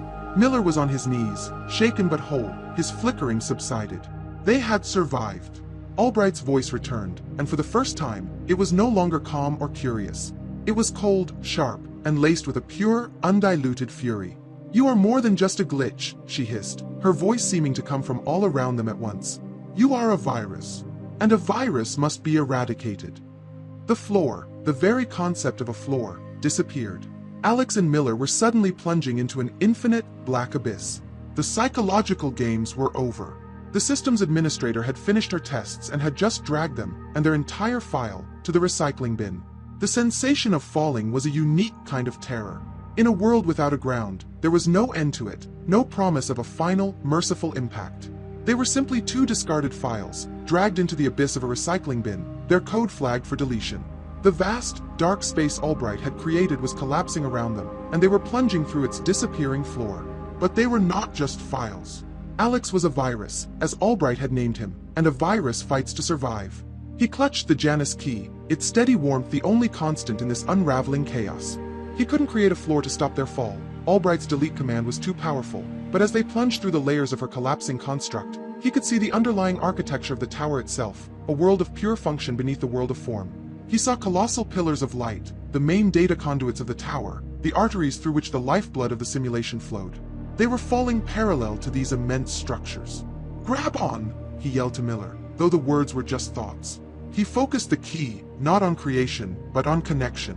He projected a strand of his own energy, a tether of pure intent, and aimed for the nearest pillar of light. The tether hit the conduit, and the effect was like a grappling hook catching on a speeding train.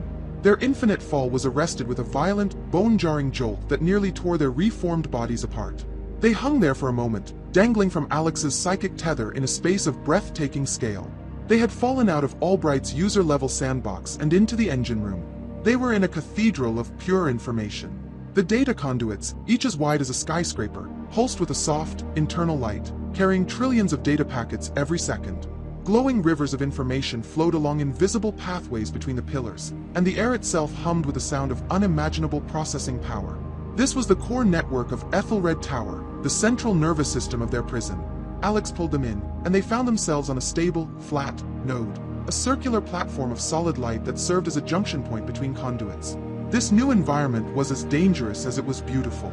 The rivers of data flowing past them were not gentle currents, they were torrents.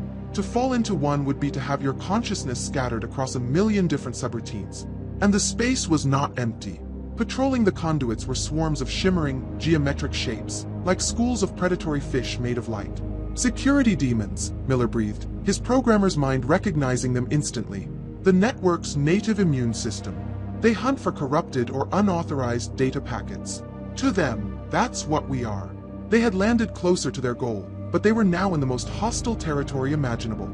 They were viruses in the machine's bloodstream, and the white blood cells were closing in. We need to find the Chimera server, Alex said. We won't have to find it, Miller replied, pointing. We just have to follow the sickness. He was right.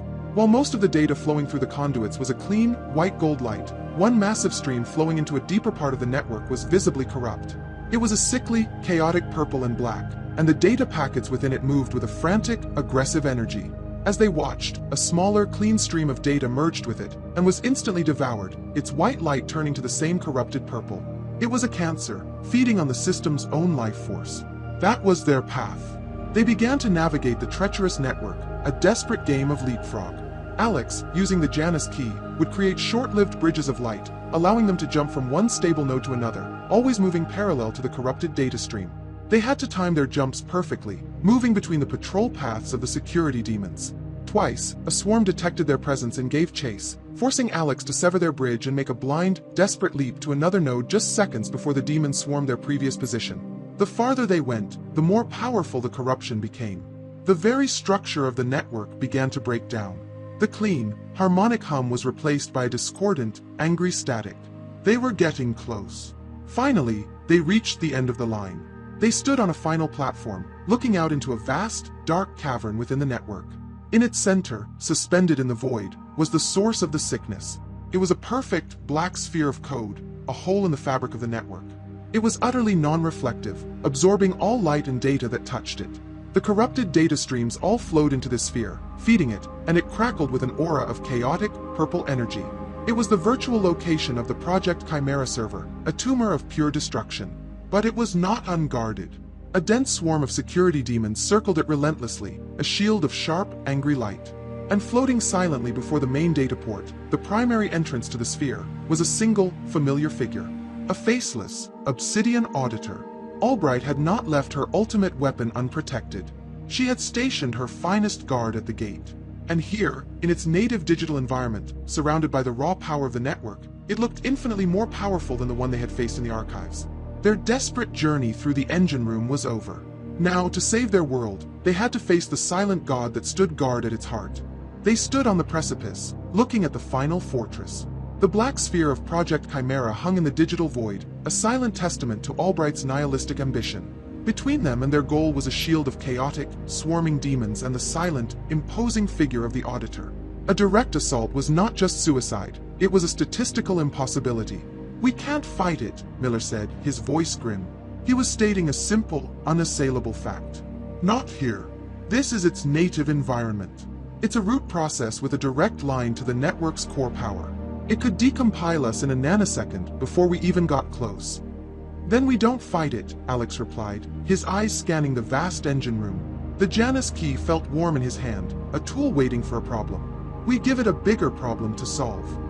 Miller looked at him, a flicker of understanding in his eyes.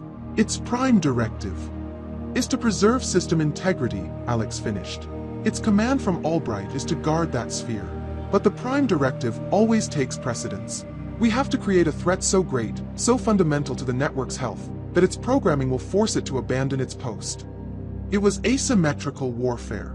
They couldn't outfight the Auditor, so they would outthink it. They would use its own rigid, perfect logic as a weapon against it. The conduit, Miller said, his gaze shifting to a colossal pillar of light to their left. It was one of the primary arteries of the tower's network, carrying a massive, steady stream of pure, uncorrupted data. That's the main coolant feed for the upper-level processors. If it were to rupture, the data spill would cause a cascade of critical overheating errors throughout the entire quarantine zone. A 5-alarm fire. That's our diversion, Alex said, his jaw set. This was the greatest test of his ability yet. He wasn't creating a door or stabilizing a platform. He was attempting to break a foundational piece of the simulation's infrastructure. He found a stable position on the node, taking a deep breath to steady himself. He held out the Janus key, and it flared to life, a conduit for his will. He focused his mind on the distant, colossal pillar of light. He saw it not as energy, but as a container, a file with parameters. He located the line of code that defined its structural integrity. He didn't try to delete it, that would be too crude and easily repelled. Instead, he introduced a tiny, elegant, recursive flaw, a logic bomb, a simple command that would force the containment field to check itself, and then check itself again, and again, each cycle amplifying a rounding error until the entire structure became unstable. The strain was immediate and immense.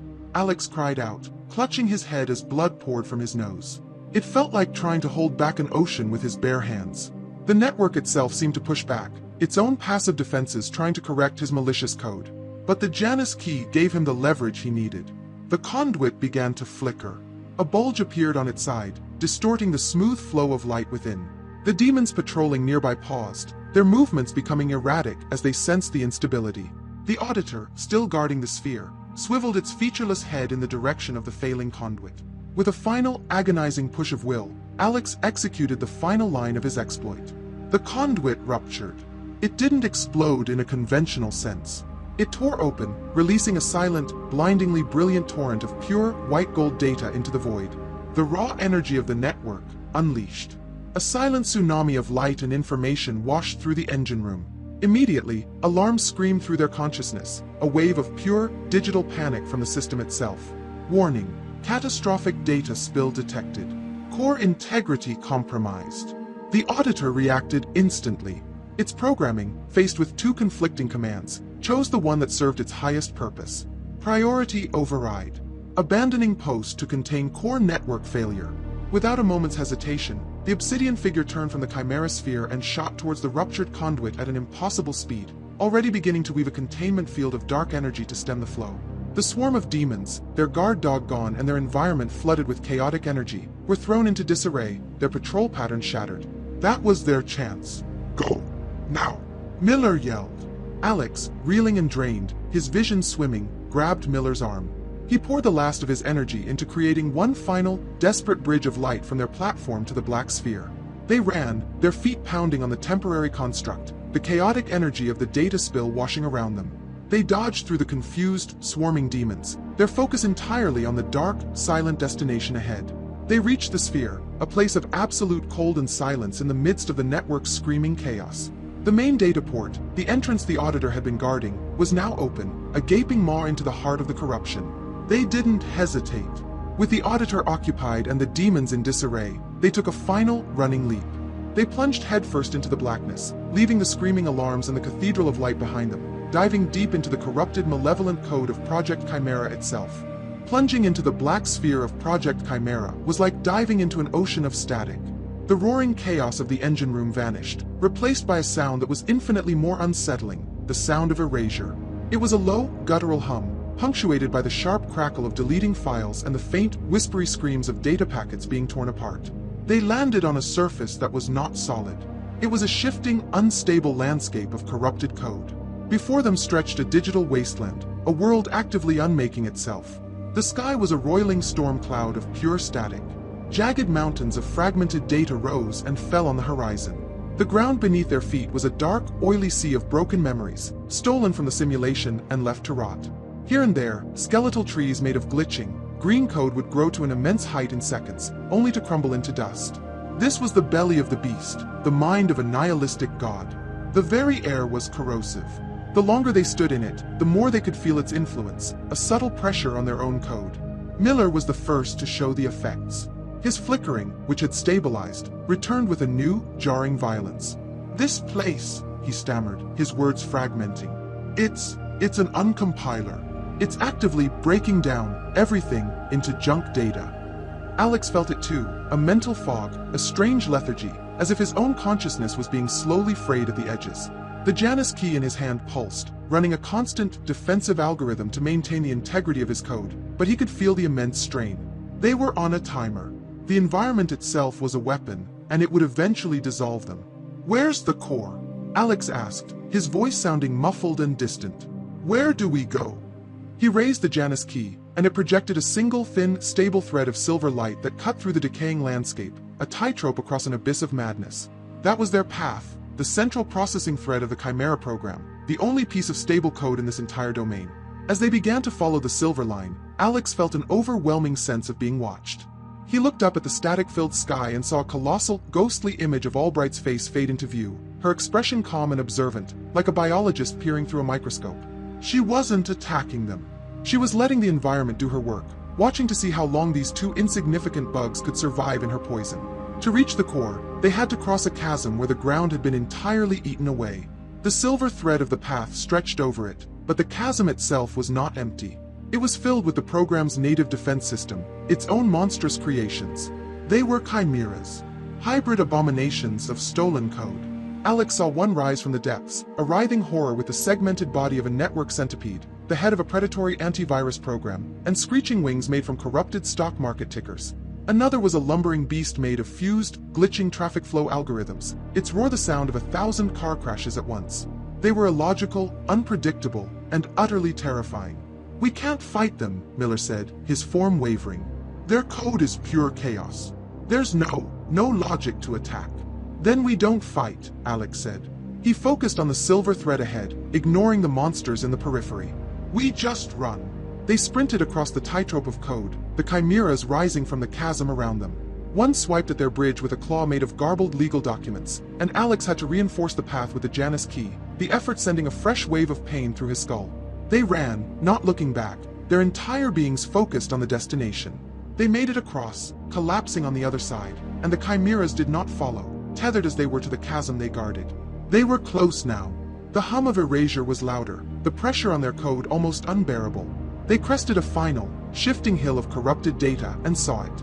The core of Project Chimera.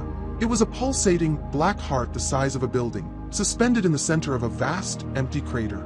It was the source of the decay, the engine of destruction. Countless streams of stolen, terrified data flowed into it, being devoured to fuel its nihilistic purpose. And standing before the heart, on a platform of clean, stable code, was the final guardian. It wasn't an auditor. It wasn't a monstrous chimera. It was a perfect, luminous construct of Ms. Albright. She wore a simple, elegant black dress, her expression serene, her power absolute. This was not the real her, but an avatar she had created, a direct interface for her will within this domain, imbued with the full, unfathomable power of the program she had created. She watched them approach, a cold, knowing smile on her face. "I am impressed you made it through the waste processors," her voice said, clear and perfect, cutting through the static chaos. "A remarkable testament to the tenacity of a rogue process."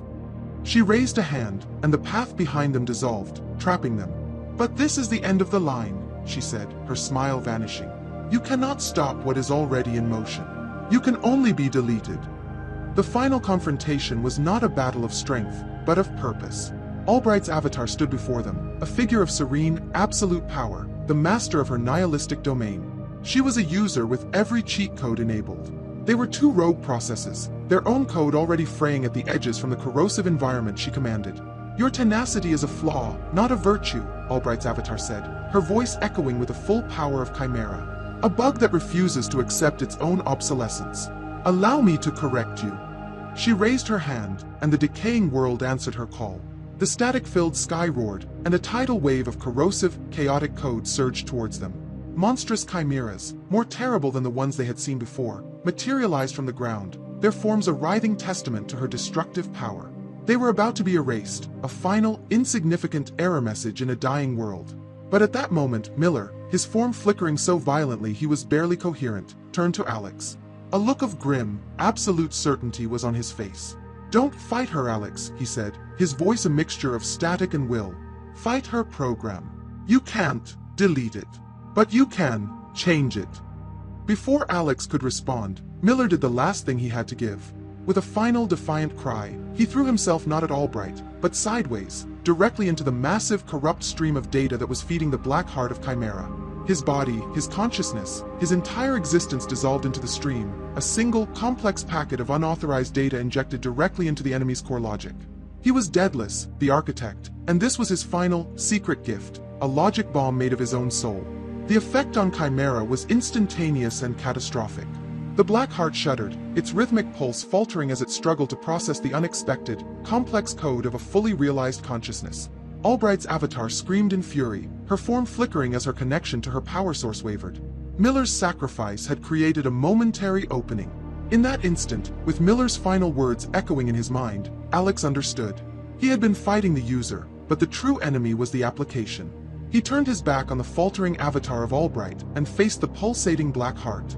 He held the Janus key aloft, not as a weapon, but as a programmer's debugging tool. He dove into the source code. Albright, recovering her composure, laughed. "A final, suicidal gesture? You cannot delete me." But Alex wasn't trying to delete. He was an analyst, a bug hunter. He navigated the chaotic, malicious code of Chimera, using the Janus key to shield him from its corrupting influence, searching for the program's core directive. He found it, buried deep within the heart, a single, elegant line of nihilistic code. Function, accelerate _0. With every ounce of his will, with the memory of Miller's sacrifice, with a desperate hope for a world that didn't even know it was dying, Alex began to edit. He was no longer just a user manipulating glitches. He was a virus that had learned to write its own code. He was the bug that was now patching the system. He deleted her function and wrote his own. Function, reallocate _all resources. Priority _1, repair _system _decay. Restore _stability. He executed the command. The change was absolute. The power flowing to Albright's avatar was not just cut off, it was reversed. The chaotic energy she wielded was drawn back into the heart of the program. Her perfect, luminous form screamed in disbelief and fury as she was unmade, her code dissolved by the very program she had created. The black heart of Chimera, now imbued with a new purpose, began to pulse with a clean, brilliant, white gold light. The decaying wasteland around them stopped decaying. The static sky cleared. The ground solidified. The monstrous chimeras dissolved into peaceful, harmless data. The program of destruction had become an engine of creation. The world dissolved in a flash of white light. Alex found himself standing alone in the silent, sterile server room of the Ethelred Tower. The Janus key in his hand was now just a sphere of cool, inert metal, its purpose served. He was physically and mentally exhausted, but he was whole. He was alive. Weeks later, the city of Meridian was back to normal. The Ethelred event, as the news called it, was explained away as a quantum technology test, and the NPCs, their memories patched, accepted it. But to Alex, the world felt different. He could still feel it, a quiet hum in the back of his mind. He could sense the code of the world, no longer breaking, but healing, knitted back together by a relentless, repurposed program. He sat on a park bench, the same one where he had first seen Robert Miller flicker. The sun felt warm. The chatter of people walking by felt real. He saw Sarah Chen across the plaza, laughing with some friends. She was safe. They were all safe. A profound sadness washed over him, for Miller, for the life he had lost. But it was followed by a quiet, deep sense of purpose. He had saved them all, but in doing so, he had become forever separate. He was no longer a user, a simple program running its script. He was the unexpected variable, the bug that had become the system's silent, watchful guardian. The simulation was no longer breaking. His work was done. For now. He smiled, a sad but content smile, and watched the beautiful, flawed, magnificent world go on, completely unaware of the ghost who kept it safe.